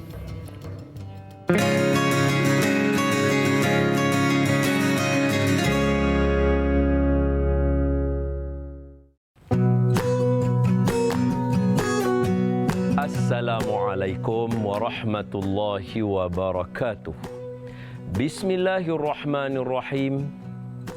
Alhamdulillahi rabbil alamin. Wassalatu wassalamu ala asyrafil anbiya'i wal mursalin wa ala alihi wa sahbihi ajma'in. Amma ba'du. Penonton tanyalah Ustaz. Dalam satu hadis Nabi sallallahu alaihi wasallam daripada Sayyidina Amru al-As, kata Nabi, beza di antara puasa orang Islam dengan ahlul kitab, iaitu Yahudi dan Nasrani, adalah dengan makan sahur, atau bahasa kita kata mangkit su'. Sahur walaupun dia adalah satu proses bangun untuk makan, tetapi Nabi dalam hadis tadi meletakkan, membezakan di antara ibadah orang Islam yang ada panduan dari Allah dan Rasulnya dengan amal ibadah orang agama yang lain atau fahaman yang lain. Nampak? Dia bukan hanya sekadar-kadar untuk makan. Sebab itu kita dalam bangun sahur dan berbuka puasa, kerana dua-dua ini melibatkan proses makan, jangan ambil sambil lewa. Jangan hanya menganggap, oh ini waktu makan. No, bukan. Ini adalah waktu ibadah. Kita meneguk air satu itu adalah ibadah. Kerana kata Nabi, tasaharu fa inna fis sahuril barakah. Bangunlah sahur, kerana pada sahur ada barakahnya. Dalam hadis yang lain, Nabi ajar pula sunnah-sunnah bersahur. Antaranya ialah disunatkan kita lewat bersahur. Untuk abang-abang dan kakak-kakak yang biasa bersahur pada pukul 1 pagi, 2 pagi, itu bukan sahur. Kerana sahur bukan pada makan, sahur pada waktu. Sebab tu Allah kata dalam Al-Quran, wabil asharihum yastaghfirun, dan pada waktu sahur mereka beristighfar. Adakah waktu makan? Tidak. Sahur adalah waktu setengah jam, sejam sebelum sembahyang subuh. Siapa yang makan pukul 1-2 pagi, dia kenyang untuk berpuasa, tapi dia tidak bersahur. Rugi, kerana kita nak dapat markah 100% dalam kita berpuasa. Begitu juga untuk mereka yang buka puasa, ada sunnahnya. Yang pertama, Nabi kata, bukalah dengan rutab, iaitu kurma yang masak yang lembut. Yang kerah macam kita punya tu yang kedua, namanya tamar. Nabi kata kalau tak ada yang lembut, rutab, maka dengan tamar, kata Nabi. Kalau tak ada dengan tamar, maka dengan air kosong atau air masak bahasa kita. Sahabat tanya kenapa? Nabi bagi tahu kerana kurma daripada syurga, air kosong adalah suci. Nampak tak Nabi ajar kita falsafah dalam makan pun? Nak mula buka puasa, makan makanan syurga dulu, minum air yang bersih dulu, yang suci, barulah badan kita yang tadi kita tahan dia boleh menghasilkan badan yang tunduk dan taat patuh kepada Allah Subhanahu wa taala. Tambah satu lagi sebelum saya terlupa, sahur pun Nabi sebut dalam satu hadis. Nabi kata senikmat-nikmat makanan waktu sahur adalah kurma. Tambahan lagi, jangan lupa bersegerakan berbuka puasa. Maknanya dengar azan tu, doa buka puasa, terus makan. Jangan tangguh-tangguh masa tu baru nak cedok dan sebagainya. Semoga makan kita di bulan Ramadan pun mendapat keredaan Allah Subhanahu wa taala. Hadza wa billahi taufiq, aqulu qawli hadza wa astaghfirullahal azim li wa lakum.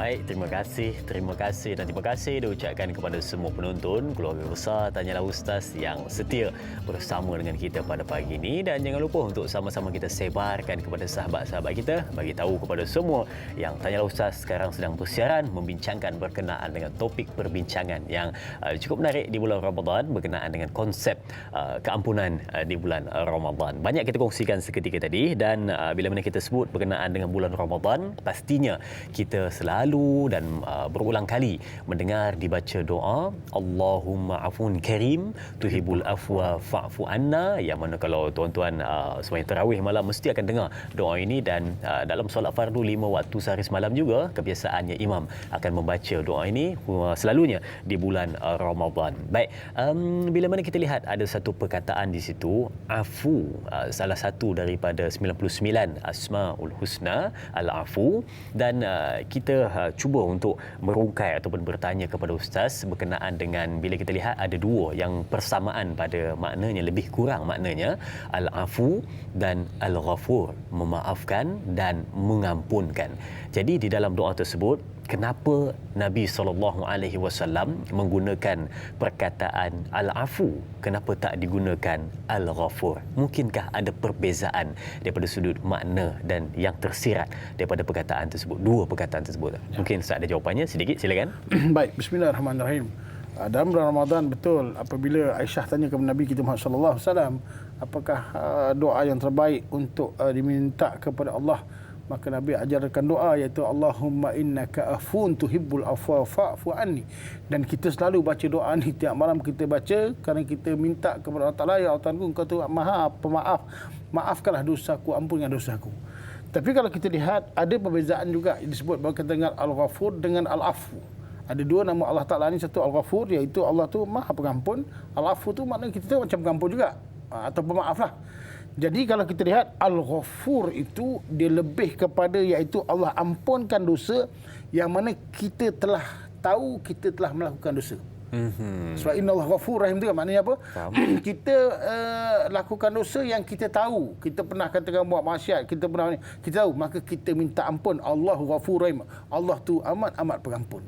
Maknanya ampunnya Allah Ta'ala itu kepada kita atas dosa yang telah kita lakukan. Kita sedar, kita tahu kita lakukan kesilapan dan kita minta kepada Allah Ta'ala, itu Al-Ghafur, Allah ampunkan dosa kita.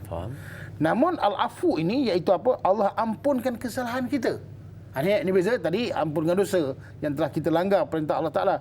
Yang ini Al-Afu tu Allah, setengah ulama kata iaitu apa? Iaitu Allah ampunkan kesalahan kita yang mana kita tak tahu ataupun kita tak sedar, ataupun kita telah tak sedar yang kita telah melakukan kesalahan, ataupun kita tak punya pilihan. Macam mana? Contoh melakukan kesalahan dalam keadaan yang jahil. Contohlah seorang isteri ni memang selalu dia bukan deraka lah, tapi dia lawan suami. Dalam kurungan deraka lah tu. Oleh kerana dia tak tahu, dia selalu sakitkan hati dia kan. Tapi satu ketika dia tahu, oh silap aku ni gini-gini. Maka Allah dah ampunkan dosa dia. Sebab dia tak tahu bahawa sesungguhnya bercakap kasar dengan suami itu mengguruskan hati suami berdosa. Kan? Ini contoh sebab itu isteri nak cakap dengan suami lain kan, lembutlah percakapan. Kadang-kadang kita cakap tu kasar, kadang-kadang suami kita terasa jadi salah benda tu. Oleh kerana tak tahu benda tu, alah aku cakap tu pun kira kan. Maka Allah dah ampunkan dah. Nampak Al-Afu tu. Dan begitu juga orang yang berniat untuk melakukan orang yang tidak berniat melakukan kesalahan. Contohnya apa? Orang yang tidur hingga meninggalkan solat. Kan salah tu. Tapi oleh kerana kita tengok hadis baca Nabi, maka terangkat kalam tu. Maknanya apa? Sebab dia tertidur. Bukan sengaja pun. Perbuatan tu salah tak? Salah. Tapi Allah iaitu apa? Allah ampunkan. Allah ampunkan kesalahan dia. Bukan dia sengaja. Dia tak niat pun nak tinggalkan solat. Tapi dia tertidur. Afu tu. Contohnya apa? Kesalahan berkaitan dengan hati, perasaan hati. Kan? Contohnya apa? Kita ada anak. Ada 3-4 orang anak. Ada anak yang kita sayang, lebih kita sayangkan. Sebenarnya tak boleh, kita kena adil. Tapi itulah kesalahan kita. Tapi Allah ampunkan. Tapi kalau kita zahirkan, nampak perbezaan, maka itu salah. Itu jadi nanti Al-Ghafur lah. Maknanya Allah ampunkan dosa sebab kita tahu buat kesilapan. Dan begitu juga kalau kita tengok maslahah. Seperti mana yang tadi Da'i Azrin kata, mendamaikan dua orang. Kan? Suami isteri bergaduh. Kan? Suami dia balik, isteri dia balik kampung. Kita pun cakap, kita jadi orang tengah, cakap dengan isteri, awak baliklah ke Subang tu. Laki awak tu dah tidur depan pagar, sebut nama PA. Padahal laki dia tidur berdengkur kat rumah tu, tak kira. Dia pun balik jumpa laki dia, kau pergilah balik jumpa PA tu, kesian kat kampung tu. Kenapa? Dah berguling-guling tengah jalan dah. Minta sebut nama Karim. Sebenarnya PA tu kat kampung tengah tumbuk sambal lagi, tak ada apa pun. Tapi oleh kerana percakapan tu salah tak? Salah. Tapi Allah ampunkan. Afu itu sebab apa? Sebab di situ ada masalah. Faham? Itu beza tu. Kan? Begitu juga. Okey, contohnya kesalahan dilakukan dengan luar kemampuan. Kalau kita tengok katakan seorang isteri dia ambil duit kita. Sebab maklumlah suami tu bukannya kedekut, tapi agak bahilah ataupun matematik kuat. Contoh matematik kuat, maknanya memang berkira sangat. Sampai nak beli barang pun tak ada, maka dia ambil duit dia, suami dia sikit. Maka untuk menyara anak dan sebagainya, maka ada keharusan. Seperti mana kita tengok sejarah isteri Abu Sufyan tu ambil duit Abu Sufyan, maka dia kata Nabi kata, jumpa kat Nabi kata tak apalah, ambil untuk sekadar keperluan kan, bukan lebih-lebih Dia pula kau beli beg LV pula kan, maknanya lebih-lebih ambil tu untuk sekadar keperluan boleh. Tapi perbuatan tu salah tak? Salah. Tapi Allah ampunkan. Al-Afu sebab apa? Sebab dia nak menyempurnakan hak. Ini beza antara Al-Ghafur iaitu apa dengan Al-Afu. Al-Ghafur ni makna kita minta ampun, Allah ampunkan dosa kita sebab kita tahu kita dah buat silap. Dan Al-Afu ni Allah ampunkan dosa kesalahan kita sebab kita iaitu apa tak tahu ataupun kita tak ada kekuatan untuk membuat perkara-perkara yang betul macam tu Allah betul. Baik Ustaz, terima kasih. Dan bila mana kita lihat setiap perkara ada tanda. Bila kita sebut berkenaan dengan kita lihat balik kepada pesan daripada Al-Faqih Abu Laits Al-Samarqandi yang mana menyebutkan tentang tanda Allah menerima taubat seseorang. Yang pertama Ustaz kongsikan kepada kita tadi, yakni dia dapat menjaga lisannya. Itu yang pertama, dan ada lagi 3 bakal dikongsikan Ustaz. Okey, silakan yang kedua. Yang kedua okey. Baik, itu yang pertama, dia dapat kembalikan lisan dia jadi lisan orang yang soleh. Maknanya bercakap benda yang baik, baca Quran, zikir, istighfar dan sebagainya, dapat balikkan semula. Sebab lisan ni kadang-kadang, ini saya sebut sikit sambil sikit juga. Kadang-kadang kalau kita ni, kadang-kadang kita nasihat bini kita tak nak dengar, anak kita tak dengar, bukan sebenarnya anak kita dan bini kita tu, isteri kita tu maknanya pekat dan tuli, tidak. Tapi kerana apa, mungkin Allah telah cabut keberkatan daripada lisan kita. Ini bahaya. Ini sangat-sangat bahaya. Okey. Pertama, tanda taubat diterima itu dengan apa disebut, iaitu apa, dia dapat mengawal lisannya, memperbaiki lisan dia, masukkan amalan soleh pada lisannya. Dan yang kedua, maka dia dapat, iaitu apa, membuang sifat mazmumah yang ada pada diri dia. Dia tidak lagi punya hasad, dengki, iri hati sama manusia, tak puas hati dan sebagainya. Dia dapat buang. Kita ni ada tak rasa hal demikian? Kalau kita dalam hidup masih lagi rasa berhasad, dengki, tak puas hati, bengkak, tak masal, maka waktu tu kita banyaklah kita minta ampun, rupa tanda tu tak ada pada kita. Nak memurnikan hati ni bukan mudah tau. Tapi kita belajarlah. Sebab apa? Buang mazmumah, mahmudah baru maknanya masuk. Tapi kalau kita masukkan mahmudah, dalam diri kita ni ada mazmumah, yang baik tu pun jadi jahat. Contohnya apa? Pergi masjid. Baik tak? Baik. Tapi ngumpat orang tak pergi masjid. Hati kan? Hati. Nampak? Ada kenduri rumah dia. Rumah tepi masjid, tak datang masjid. Nak kenduri bawa panggil. Nampak? Contoh. Jadi hati tu. Oleh kerana yang kedua disebut ni, makna kita kalau dapat memurnikan hati kita, itu tanda taubat kita diterima. Yang ketiga, iaitu apa? Dengan sendiri kita ini akan jauh daripada rakan-rakan yang tak baguslah, yang jahatlah sebenarnya. Sebab apa? Kita akan hidup dengan kawan kita. Seorang ahli mancing, dia akan geng dengan ahli pancing je. Betul? Betul. Seorang orang main golf, dia akan golfer dengan golf je. Kan? Seorang ahli masjid, ke mana pun dia akan cari masjid juga. Jadi kita ni akan hidup dengan kawan kita. Jadi kalau taubat kita terima, jadi waktu tu kita akan hidup. Allah akan beri kita kawan-kawan yang baru, yang boleh membimbing kita, yang boleh mengawal kita supaya kita jadi orang yang soleh. Itu yang ketiga. Dan yang keempat, yang akhir, iaitu apa? Ingat, kita akan jadi orang yang sedia untuk menghadapi iaitu mati dengan memperbanyakkan istighfar, minta ampun, dengan an-nadam, iaitu apa, dengan penyesalan. Jadi bila mana kita selalu ya Allah minta ampun, maka rupanya itulah taubat kita diterima, dan kita terus bersungguh-sungguh melakukan ibadah, kerana kita tahu amalan ibadah itulah yang akan menjadi bekalan kita untuk meneruskan perjalanan kita ke negeri akhirat. Maka saya ulang balik apa yang disebut oleh Allah Subhanahu wa taala dalam surah Al-Baqarah tadi, iaitu ayat 222, innallaha yuhibbut tawwabin wa yuhibbul mutatahhirin. Sesungguhnya Allah Taala itu iaitu suka mengasihi orang-orang yang bertaubat dan mengasihi orang-orang yang sentiasa mensucikan diri dia daripada amalan-amalan yang buruk. Wallahu a'lam. Baik, itu 4 tanda dapat kita kongsikan pada hari ini. Kita petik daripada kata-kata Al-Faqih Abu Laits Al-Samarqandi bagaimana tanda Allah menerima taubat seseorang. Yang pertama, dapat menjaga lisannya. Yang kedua, dapat membuang sifat mazmumah. Yang ketiga, kita jadi lebih jauh dengan mereka yang perangainya tidak baik sedikit. Dan yang keempat, selalu menyesal dan selalu minta ampun kepada Allah Subhanahu wa taala. Ini 4 tanda yang dapat kita lihat pada seseorang ataupun pada diri kita setelah taubat diterima. Baik, kita lihat soalan seterusnya di Facebook. Tanyalah Ustaz dari sahabat kita Azanis Rahim. Baik, katanya Assalamualaikum Ustaz. Orang sekarang beranggapan bahawa bulan Ramadan keampunan, bulan sedekah dan juga bulan amal. Pada bulan lain mereka abaikan taubat dan juga amalan-amalan lain. Bulan Ramadan baru mereka beribadat. Dan ada 2 soalan di sini Ustaz. Yang pertama, apakah taubat dan ibadat mereka diterima kalau mereka hanya berkata kita hanya buat ibadat dalam bulan Ramadan? Tapi yang kedua pula soalannya, bagaimana hendak mengatasi perasaan yang bermain di dalam jiwa ini, yakni selalu timbul satu kata-kata, relax dulu, tak payah bertaubat di bulan lain, nanti bulan puasa baru kita bertaubat. Mohon pencerahan Ustaz. Terima kasih sahabat kita Azanis Rahim atas soalan yang ditanyakan. 2 soalan dikongsikan. Silakan Ustaz yang pertama. Baik, bismillahirrahmanirrahim. Kita baca Al-Quran beritahu kita bersegeralah minta ampun kepada Allah Taala dan melakukan amalan-amalan yang soleh. Itu kita tahu. Maka sebenarnya kita kalau anggap bulan Ramadan itu hanya bulan untuk beribadah, maka itulah salah satu tipu daya iblis dan syaitan yang sangat besar. Tapi betul juga kalau kita tengok Ramadan tu masih lagi dijadikan budaya. Kan? Bulan ni lah anak-anak yatim kita gemuk-gemuk kan. Baru tak gemuk, bukan gemuk, kurang kurus pun. Ya, diberi makan, ya Allah, hai sebulan ni disuapkan. Bukan main-main, kambing ada, ayam, biryani, macam-macam kita beri. Bulan habis masuk bulan Syawal, kering mamat tu sebulan, budak-budak tu sebulan. Sebab sedekah tu kita hanya pada bulan Ramadan. Begitu juga kalau kita tengok bulan Ramadan ni sibuk kita bayar zakat. Bulan lain kita tak fikir nak bayar zakat. Lepas tu bulan lain kita tengok, ya Allah, hai, bulan Ramadan ni kita banyak pergi masjid. Bulan lain kita tak pergi masjid.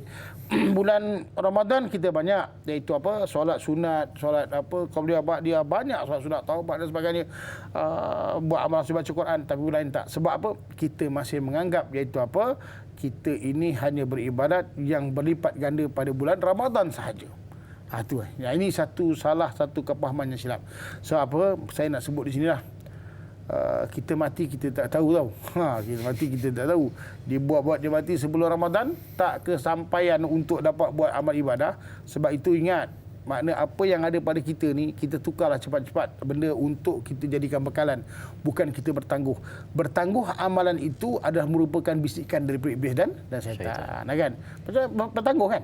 Bertangguh tu adalah iaitu apa? Perbuatan dan amalan daripada bisikan syaitan. Oleh sebab itu, kita tak bercerita banyak. Ini dah masuk bulan Ramadan, kita buat bulan Ramadan ni buat amalan yang baik dan menjadikan ia tarbiyah. Tarbiyah ni maknanya mendidik kita pada bulan Ramadan ni untuk dapatkan iaitu satu sikap, sifat, semangat pemangkin untuk terus kita dapat beribadat selepas bulan Ramadan. Sebab itu bila kita lihat habis dari bulan Ramadan, kita ada Syawal kan? Ada puasa 6 hari dalam bulan Syawal. Agak-agak kita mampu buat tak? Agak-agak dengan rendang ada, dengan ayam masak kicap, dengan sambal goreng. Wow, agak-agak mampu tak buat? Tu kita kena tanya diri kita sendiri. Dugaan dia lagi besar daripada bulan Ramadan kan? Macam mana tu kan? Tak apalah, nanti tunggulah Syawal akan datang. Begitu. Jadi mula sekarang kita ubahlah sikap dan sifat kita. Mudah-mudahan kita semua diberkati oleh Allah Taala. Amin. InsyaAllah amin ya rabbal alamin. Dan itu jawapannya daripada persoalan yang ditanyakan seketika tadi. Jangan bertangguh-tangguh, kerana itu adalah senjata yang sangat halus yang digunakan oleh iblis untuk menangguh-nangguhkan kita melakukan ibadat. Tetapi sebelum sempat melakukan ibadat, maut dulu datang menjemput. Itu yang kita khawatir. Baik, sedang menonton soalan seterusnya di Facebook Tanyalah Ustaz dari sahabat kita Mak Etun. Baik, kita lihat soalannya. Assalamualaikum. Soalan saya, apakah antara faktor-faktor yang boleh menjadi penghalang dari mendapat keampunan Allah? Mohon pencerahan Ustaz. Terima kasih. Terima kasih juga Mak Etun dari Semerah Padi Pokok Mangga Melaka. Terima kasih atas soalan yang ditanyakan. Ya Ustaz, apa yang menyebabkan terhalangnya orang ini daripada dapat keampunan Allah? Mungkin ada sesuatu yang jarang kita sebut, Ustaz. Silakan. Betul. Bismillahirrahmanirrahim. Betul. Benda-benda berkaitan dengan amalan yang terhalang keampunan Allah Taala ni satu, iaitu apa? Pertama kita kena tahu iaitu apa? Orang yang tak pernah iaitu apa? Minta ampun kepada Allah. Maka terhalanglah. Maknanya memang dia memang tak minta. Sebab Allah tu Maha Pengampun, tapi tak minta ampun, satu. Yang kedua, maknanya dia tidak membersihkan dirinya daripada sifat syirik kepada Allah Taala. Memang Allah tak ampunkan dia kan. Dan yang ketiga, dia masih lagi menanggung hak-hak dia sesama manusia. Kan? Dan yang keempat, mereka ini apa? Mereka ini selesa dalam keadaan maksiat. Selesa dalam keadaan mana tidak minta ampun kepada Allah Taala. Maka Allah terhalang ampun. Maknanya apa? Sebab itu Nabi sebut kan, setiap orang tu masuk syurga illa man aba, siapa yang tak nak kan. Dan yang kelima yang akhir apa? Maka mereka itu apa? Tidak pernah ambil iaitu hidup ia cara beragama. Oleh sebab itu kalau tak ambil hidup kita di cara beragama, tak berbetulkan hidup kita cara beragama, maka waktu tu kita akan jadi orang yang rugi. Sebab akal fikiran akan lalai, lisan akan bercakap benda yang lara, dan hati akan dipenuhi dengan sifat mazmumah, dengan hal demikianlah maka kita akan terus jauh daripada rahmat Allah Subhanahu wa taala. Wallahu a'lam. Itu yang kita khawatir bila mana disebutkan tentang pengampunan, terhijabnya dari dapat pengampunan Allah Subhanahu wa taala, maka satu kerisauan yang bermain di fikiran kita, jangan sesekali terjadi seperti itu. Baik sidang penonton, keluarga besar Tanyalah Ustaz, kita berakhir di sini dahulu di TV3 sambungan 30 minit di TV9. Teruskan menonton Tanyalah Ustaz, biar tahu jangan keliru.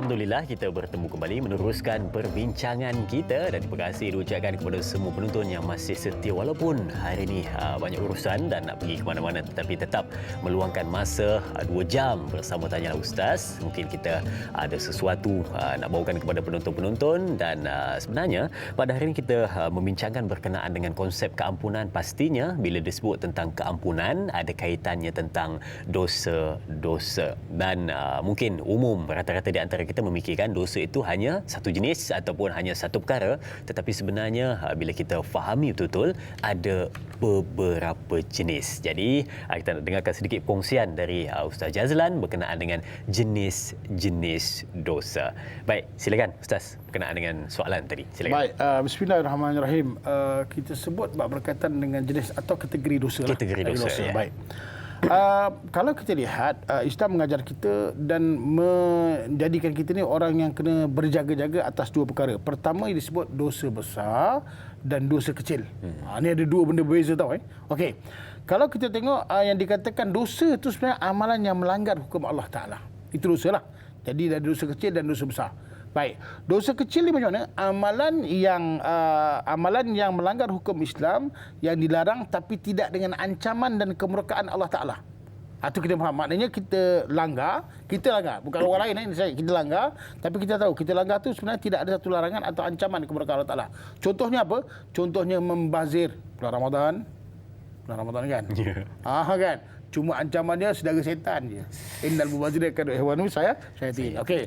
Membazir. Ingat membazir, jaga baik bulan Ramadan. Jangan sampai nanti kita jadi rubasaim laisa lahu misyami ila ju' wal ats kan. Jadi maknanya sia-sia sebab apa? Sebab kita membazir. Kan? Yang kedua apa? Kita tengok contoh membuang masa bulan Ramadan. Tak ada kerja lain, membuta je. Bukan membuta, tidur lama lah. Ada bahasa Johor membuta je kerja kau kan, macam tu kan. Dan kita tengok apa? Okey, contohnya membuang sampah merata-rata. Kita tengok lepas bazar Ramadan, ya Allah, sampah tak terkira. Contoh. Dan begitu juga apa? Iaitu apa? Mendengar perkara yang melalaikan ada bulan Ramadan. Maka dalam bulan Ramadan ni kita jaga. Jangan sampai hal-hal yang demikian kita lakukan itu disebut, iaitu berkaitan kita telah melakukan dosa-dosa kecil. Bagaimana tindakan kita, sikap kita? Maka dosa kecil ni kita kena minta ampun dengan beristighfar. Iaitu apa? Iaitu istighfar dengan an-nadmul. Iaitu apa? Dengan kita penyesalan. Allah, lepas ni aku tak nak buat bazir, ya Allah, ampunkan dosa aku, ya Allah. Allah akan ampunkan dosa kita. Kan? Dan ganti dengan amalan-amalan soleh. Daripada kita kuat membazir, lebih baik kita kuat bersedekah. Daripada kita kuat buang masa, lebih baik kita gunakan masa tu dengan sesempurna baik. Daripada kita banyak buang sampah, lebih baik kita iaitu sapu sampah. Daripada kita banyak iaitu mendengar perkara-perkara lain, lebih baik kita banyak dengar Quran, dan syahadat agama dan sebagainya, khusus dalam bulan Ramadan. Jadi istighfar dengan iaitu penyesalan, dan kita tukar amalan-amalan yang buruk itu dengan amalan-amalan yang soleh. Satu. Dan yang kedua, yang dikatakan dosa besar. Ini besar. Dosa besar ni kita tahu makna apa? Amalan yang melanggar hukum Allah Ta'ala itu yang dilarang disertai dengan ancaman dan keburukan Allah Ta'ala. Contohnya, orang yang syirik, Allah tak ampunkan dia, Allah masuk dalam neraka. Orang yang membunuh, Allah masukkan dalam neraka. Orang yang makan harta anak yatim, Allah masukkan dia dalam neraka. Orang yang makan riba, Allah akan masuk neraka. Maknanya dia melakukan dosa itu, ia ada ancaman daripada Al-Quran dan sunnah Nabi kita SAW. Jadi macam mana? Iaitu kita nak mengatasi hal ini, hendaklah kita minta ampun kepada Allah Ta'ala dengan syarat-syarat, iaitu apa? Taubat. Yang kita baca tadilah ada 5. Maka kita minta ampun, berhenti, menyesal dan sebagainya. Maka waktu tu kita minta ampun dan berhenti daripada melakukan hal demikian. Azam tak nak buat lagi. Lepas tu kita tukar amalan yang buruk jadi amalan yang baik. Yang penting iaitu kalau kita dah terlebih contohnya syirik kepada Allah hingga mencalarkan iman, maka hendaklah ia kembali dengan mengucap 2 kalimah syahadah. Oleh sebab itu kita kena ingat, saya nak pesan di saya, Ibu sekalian, jangan biasakan kita ini iaitu mengekalkan dosa yang kecil. Sebab dengan mengekalkan dosa yang kecil, kita akan buat dosa yang besar. Dan tapi nanti bila mana kita selesa dengan dosa yang besar, kekal dosa besar, maka kita akan buat dosa yang besar, iaitu mensyirikkan Allah Subhanahu Wa Taala. Jadi kena jaga. Step tu kena jaga. Jadi mintalah selalu kita ampun kepada Allah daripada perbuatan-perbuatan kita yang salah. Mudah-mudahan Allah ampunkan dosa kita di bulan yang baik ini. Mudah-mudahan Allah jadi kita hamba yang soleh dan solehah. Amin ya rabbal alamin. Amin ya rabbal alamin. Dan bila mana sebut berkenaan dengan dosa juga, kadang-kadang kita nampak daripada dua sisi manusia. Yang pertama, ada jenis yang bila mana dia buat dosa dan dia terus takut dan cepat dia nak cari jalan kembali kepada Allah. Dan yang kedua ni, bila mana dia buat dosa, dia tak rasa apa dan dia tak rasa berdosa langsung. Dia ada dua jenis sisi manusia macam ni bila mana kita tengok di sekeliling kita lah. Jadi mungkin Ustaz ada komen sedikit berkenaan dengan dua sisi manusia macam ni, Ustaz. Yang mana? Yang berkenaan dengan satu, bila buat dosa terus takut. Yang kedua, tak rasa apa. Relax aja dia. Betul. Sebenarnya kita kena bergantung kepada manusia. Sebab iman ni ada Yankus dengan Yazid. Bila mana kita Yazid tu bertambah iman kita, bila kita buat terus ting, kita Allah silap, ya Allah ampunkan ya Allah. Tapi kadang-kadang waktulah iman kita tu menurun kan. Jadi kadang-kadang kita tengok menurun tu pun jadi apa? Alah, tak ada apa-apalah, nantilah tunggu Ramadan. Itu cerita dia tu. Nantilah tunggu Ramadan. Jadi maka kita tukar sikap kita, sentiasa memperbaiki niat kita, sentiasa kita peka dengan apa yang dibawa oleh agama, dan insya-Allah maka waktu tu kita akan jadi orang yang selalu ingat akan Allah dan ingat daripada amaran Allah Ta'ala daripada melakukan dosa-dosa yang besar dan kecil. Wallahualam. Baik, terima kasih Ustaz. Dan kita nak lihat soalan dari sahabat kita di Facebook, dari Izzara. Baik, Assalamualaikum. Katanya, bagaimana seorang mu'alaf yang telah memeluk agama Islam namun ibu bapanya tidak memaafkannya kerana menukar agama?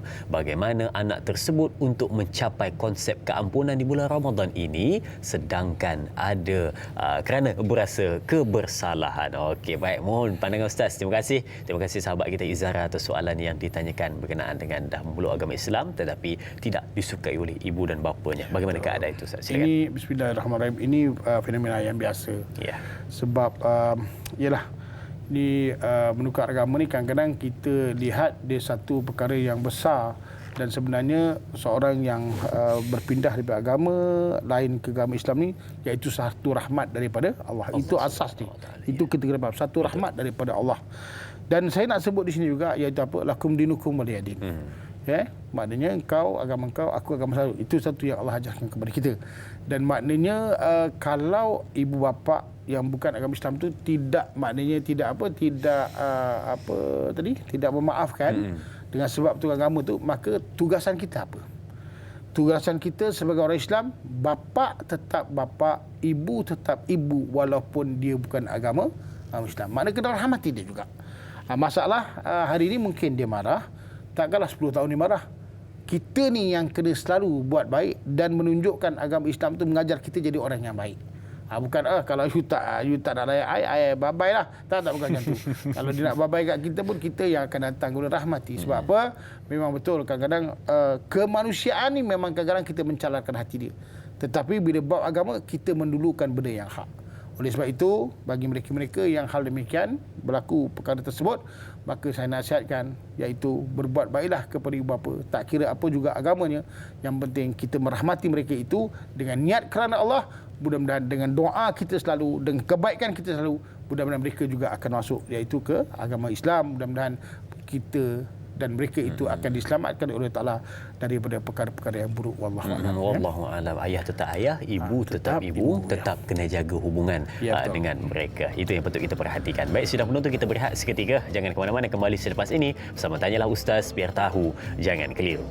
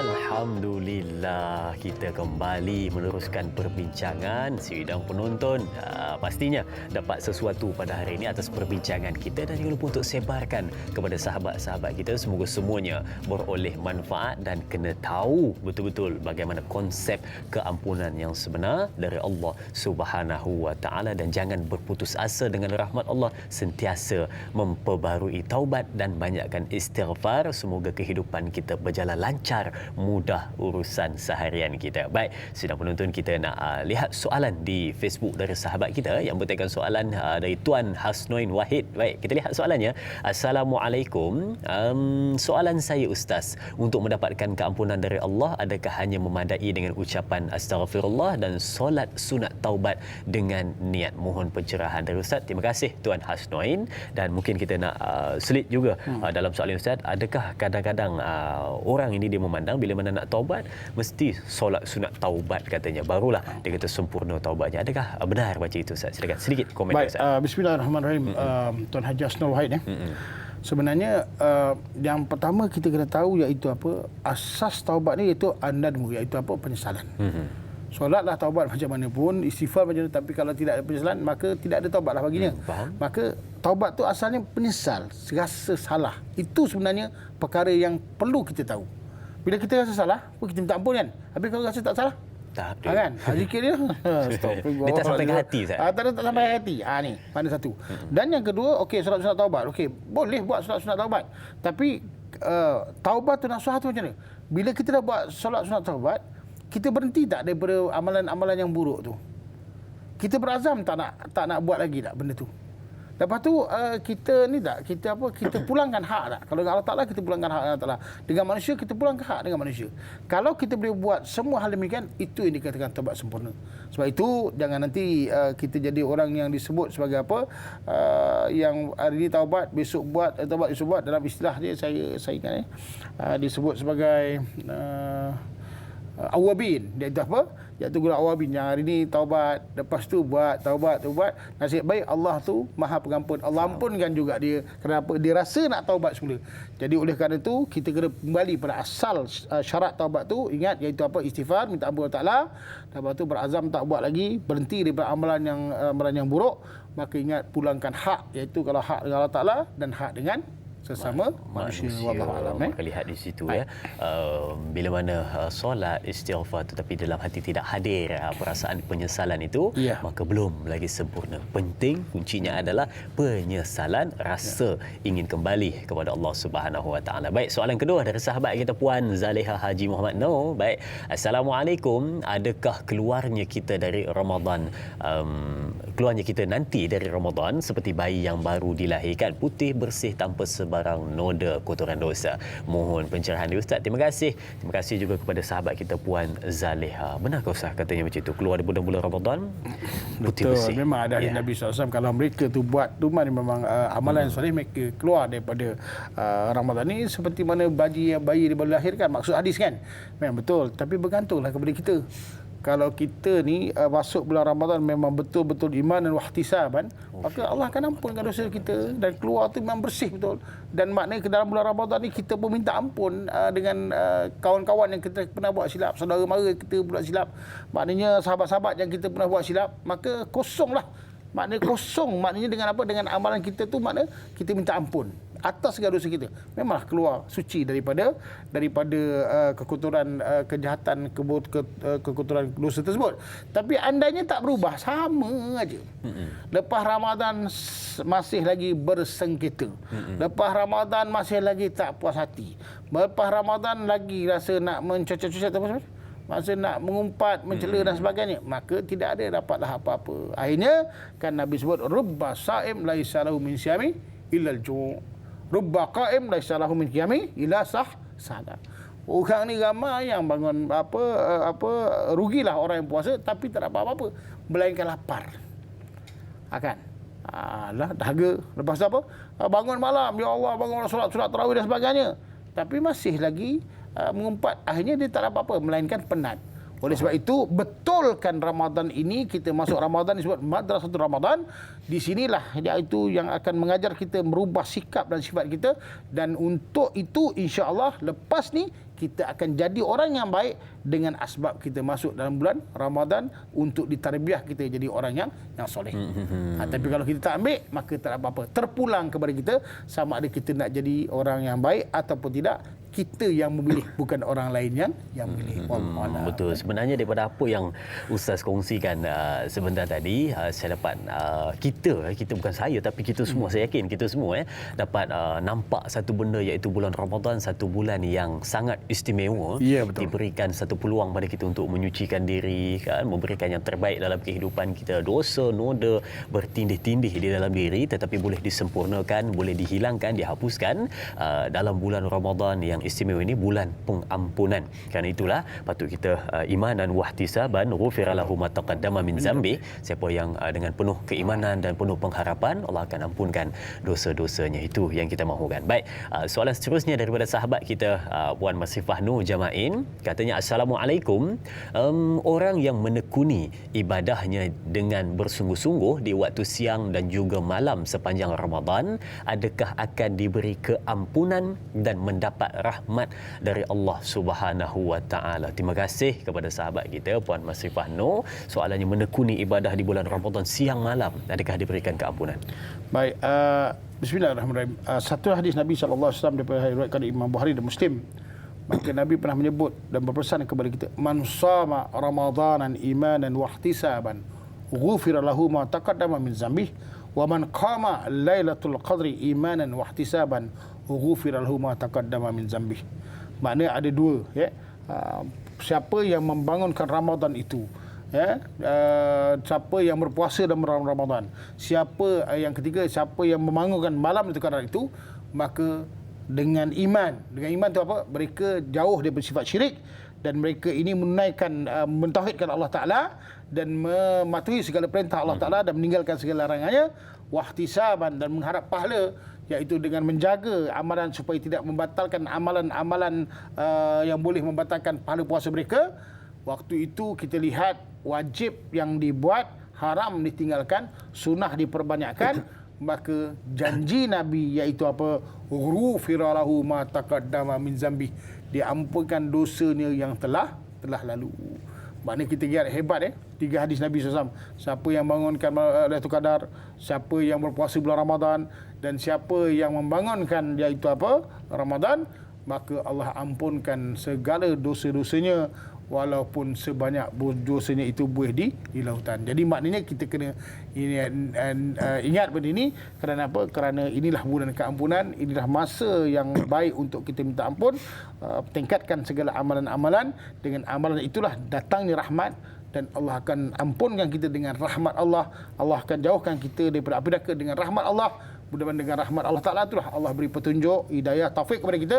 Mudah-mudahan kita terus menjadi orang-orang yang soleh dan solehah. Amin ya rabbal alamin. Amin ya rabbal alamin. Semoga dapat menjadi orang yang soleh dan soleha. Baik, soalan yang seterusnya daripada sahabat kita Ruby Abu Bakar Ruby di Facebook katanya, Assalamualaikum, bagaimana konsep keampunan bagi anak-anak yang tinggal di perantauan untuk memohon maaf kepada kedua ibu bapanya, lebih-lebih lagi jika salah satunya telah tiada. Apakah sekadar menelefon sebagai pengganti, lebih-lebih lagi di musim COVID ini Ustaz? Terima kasih sahabat kita Ruby Abu Bakar Ruby atas soalan yang ditanyakan. Konsep keampunan Ustaz sedikit untuk anak-anak di perantauan. Kampung bukan kita pun perantauan juga ni, nak balik nak fikir macam mana nak balik Saya pun sedih bila baca soalan tadi Sama-sama sedih ni. Nak balik kampung tak dapat ni. Okey, baik. Sebenarnya kita ada banyak kaedah. Sekarang ni teknologi, kita boleh pakai kita punya telefon, kita boleh banyak peranti yang boleh kita membantu kita untuk mohon ampun dan maaf, dan benda ni boleh kita lakukan. Inilah masanya untuk kita bermaafan. Selalu kita tanya khabar, dan inilah waktu kita nak bermesra dengan mak ayah kita mungkin jauh dengan cara demikian. Dan bagi mereka yang telah tiada, ibu ayah yang telah tiada, macam mana nak teruskan kemaafan ni? Pertama, kita kena sering doakan, iaitu doakan kepada Allah, minta Allah ampunkan dosa ibu bapa kita. Dan amalan yang seterusnya kita buatlah sedekah jariah untuk atas nama ibu ayah kita. Dan perkara yang ketiga, buatlah baik dengan dengan keluarga, dan buatlah baik dengan kawan-kawan atau sahabat anda ibu ayah kita. Sebab apa? Sebab bila kita ziarah, kita buat baik, yang akan disebut bukan kita, disebut nama ibu ayah kita. Oh bagus anak Abdullah tu. Oh bagus anak Karim tu. Yang disebut tu ayah kita. Dan yang keempat iaitu teruskan usaha kebaikan, dan amalan-amalan yang kita buat ni kita sedekahkan kepada arwah ayah kita atau ibu kita. Mudah-mudahan Allah sentiasa mengampunkan dosa dia. Dan yang kelima iaitu jangan lupa istiqamah membuat amalan yang baik. Dengan istiqamah itulah akan membantu kita dan membantu mereka yang telah pergi dulu sebelum kita. Mudah-mudahan kita dan mereka itu diampunkan oleh Allah Ta'ala segala dosa-dosa yang telah kita dan mereka lakukan. Amin ya rabbal alamin. Insya-Allah. Terima kasih Ustaz dan sidang penonton dan juga Al-Fadhil Ustaz. Dari pagi tadi pukul 6.30 pagi kita membawa terbang perbincangan kita berkenaan dengan konsep keampunan di bulan Ramadan. Kita dah membawa meninjau pelbagai sudut tentang perbincangan keampunan di bulan Ramadan. Sudah pastinya kini kita nak sampai untuk mendaratkan perbincangan kita supaya kita nak tahu apakah sebenarnya kaitan di antara kutiba alaikumusiyam dan juga keampunan ataupun pengampunan Allah Subhanahu Wa Taala, kaitan puasa dan juga keampunan Allah Subhanahu Wa Taala. Silakan Ustaz. Baik, bismillahirrahmanirrahim. Kesimpulannya, bila mana Allah perintahkan kita dalam surah Al-Baqarah ayat 183, disebut ya ayyuhallazina amanu kutiba alaikumusiyam kama kutiba alal ladzina min qablikum la'allakum tattaqun, itu sebenarnya itu satu perintah yang besar kepada kita untuk menjalankan ibadah puasa. Puasa ni perintah daripada Allah, bukan main. Sebab tu bila kita dapat perintah puasa ni, ya Allah, syukur Allah yang perintahkan kita berpuasa. Bergembira kita dengan perintah Allah Ta'ala. Dengan gembiranya kita dengan perintah Allah Ta'ala itu, maka waktu itu Nabi sebut, iaitu man shahma ramadanan imanan wahtisaban ghufir lahu ma taqaddama min dzambih. Siapa yang berpuasa Ramadan, iaitu dengan penuh keimanan dan mengharap pahala daripada Allah, Allah akan ampunkan segala dosa yang telah lalu. Iaitu mereka berpuasa dengan menjaga iaitu amalan tersebut daripada perkara-perkara yang syirik, kufur kepada Allah Ta'ala, dan mereka sentiasa mentauhidkan Allah Ta'ala dengan menjaga iman dan menjaga iaitu memohon supaya dapat iaitu wahtisaban, iaitu pahala, iaitu dengan mereka menjaga amalan wajib mereka tidak tinggalkan, iaitu solat, zakat, tutup aurat contohnya. Lepas tu amalan yang sunat mereka perbanyakkan, solat-solat sunat, sedekah, baca Al-Quran, doa, zikir, dan begitu juga amalan yang haram mereka tinggalkan, mengumpat, mencela, fitnah dan sebagainya, untuk mengharap pahala daripada Allah. Maka Nabi janji, Ramadan engkau puasa itu, ambil perintah Allah, puasa ikut perintah Allah Ta'ala, maka dijanjikan keampunan, iaitu keampunan daripada dosa-dosa kamu yang telah lalu. Dan begitu juga akhirnya Nabi juga pesan kepada kita satu hadis yang diriwayatkan oleh daripada Aisyah radhiyallahu anha. Maka Nabi sebut doa perbanyakkan, iaitu dengan Allahumma innaka afun tuhibbul afwa fa'fu anni. Maknanya selalulah kita sebut. Dan satu doa lagi, Allahumma inna nas'aluka ridhaka wal jannah wa na'udzubika min sakhatika wan nar. Minta kepada Allah supaya Allah masukkan kita dalam syurga, dan minta kepada Allah mudah-mudahan Allah jauhkan kita daripada api neraka dengan rahmat-Nya. Wallahu a'lam. Sikit alunan doa sebagai penutup, Ustaz, silakan. Baik, bismillahirrahmanirrahim. Alhamdulillahirabbil alamin, wassalatu wassalamu ala asrafil mursalin sayyidina Muhammadin wa ala alihi washabbihi ajmain. Allahumma ighfir lana dhunubana wa liwalidina warhamhum kama rabbawna shighara wa li jami'il mu'minina wal mu'minat wal muslimina wal muslimat al ahya'i minhum wal amwat. Allahumma inna nas'aluka ridhaka wal jannah wa na'udzubika min sakhatika wan nar. Allahumma innaka afuwun karim tuhibbul afwa fa'fu anna wa an walidina wa an jami'il muslimina wal muslimat wal mu'minina wal mu'minat al ahya'i minhum wal amwat. Barikillahumma lana fi syahr Ramadan. Barikillahumma lana fi syahr Ramadan. Barikillahumma lana fi syahr Ramadan. Rabbana atina fid dunya hasanah wa fil akhirati hasanah wa qina adzaban nar. Wa sallallahu ala sayyidina Muhammadin wa ala alihi wa sahbihi wasallam. Walhamdulillahi rabbil alamin. Amin amin ya rabbal alamin. Alhamdulillah, selamat mendarat dan selesai perbincangan konsep keampunan di bulan Ramadan pada hari ini. Dan sidang penonton, jangan lupa esok bersama dengan moderator Da'i Hadari dan juga ahli panel Ustaz Ahmad Husni Abdul Rahman dengan topik zakat 25% ringan atau beban. Teruskan menonton Tanyalah Ustaz, biar tahu jangan keliru. Sekian, Assalamualaikum warahmatullahi wabarakatuh.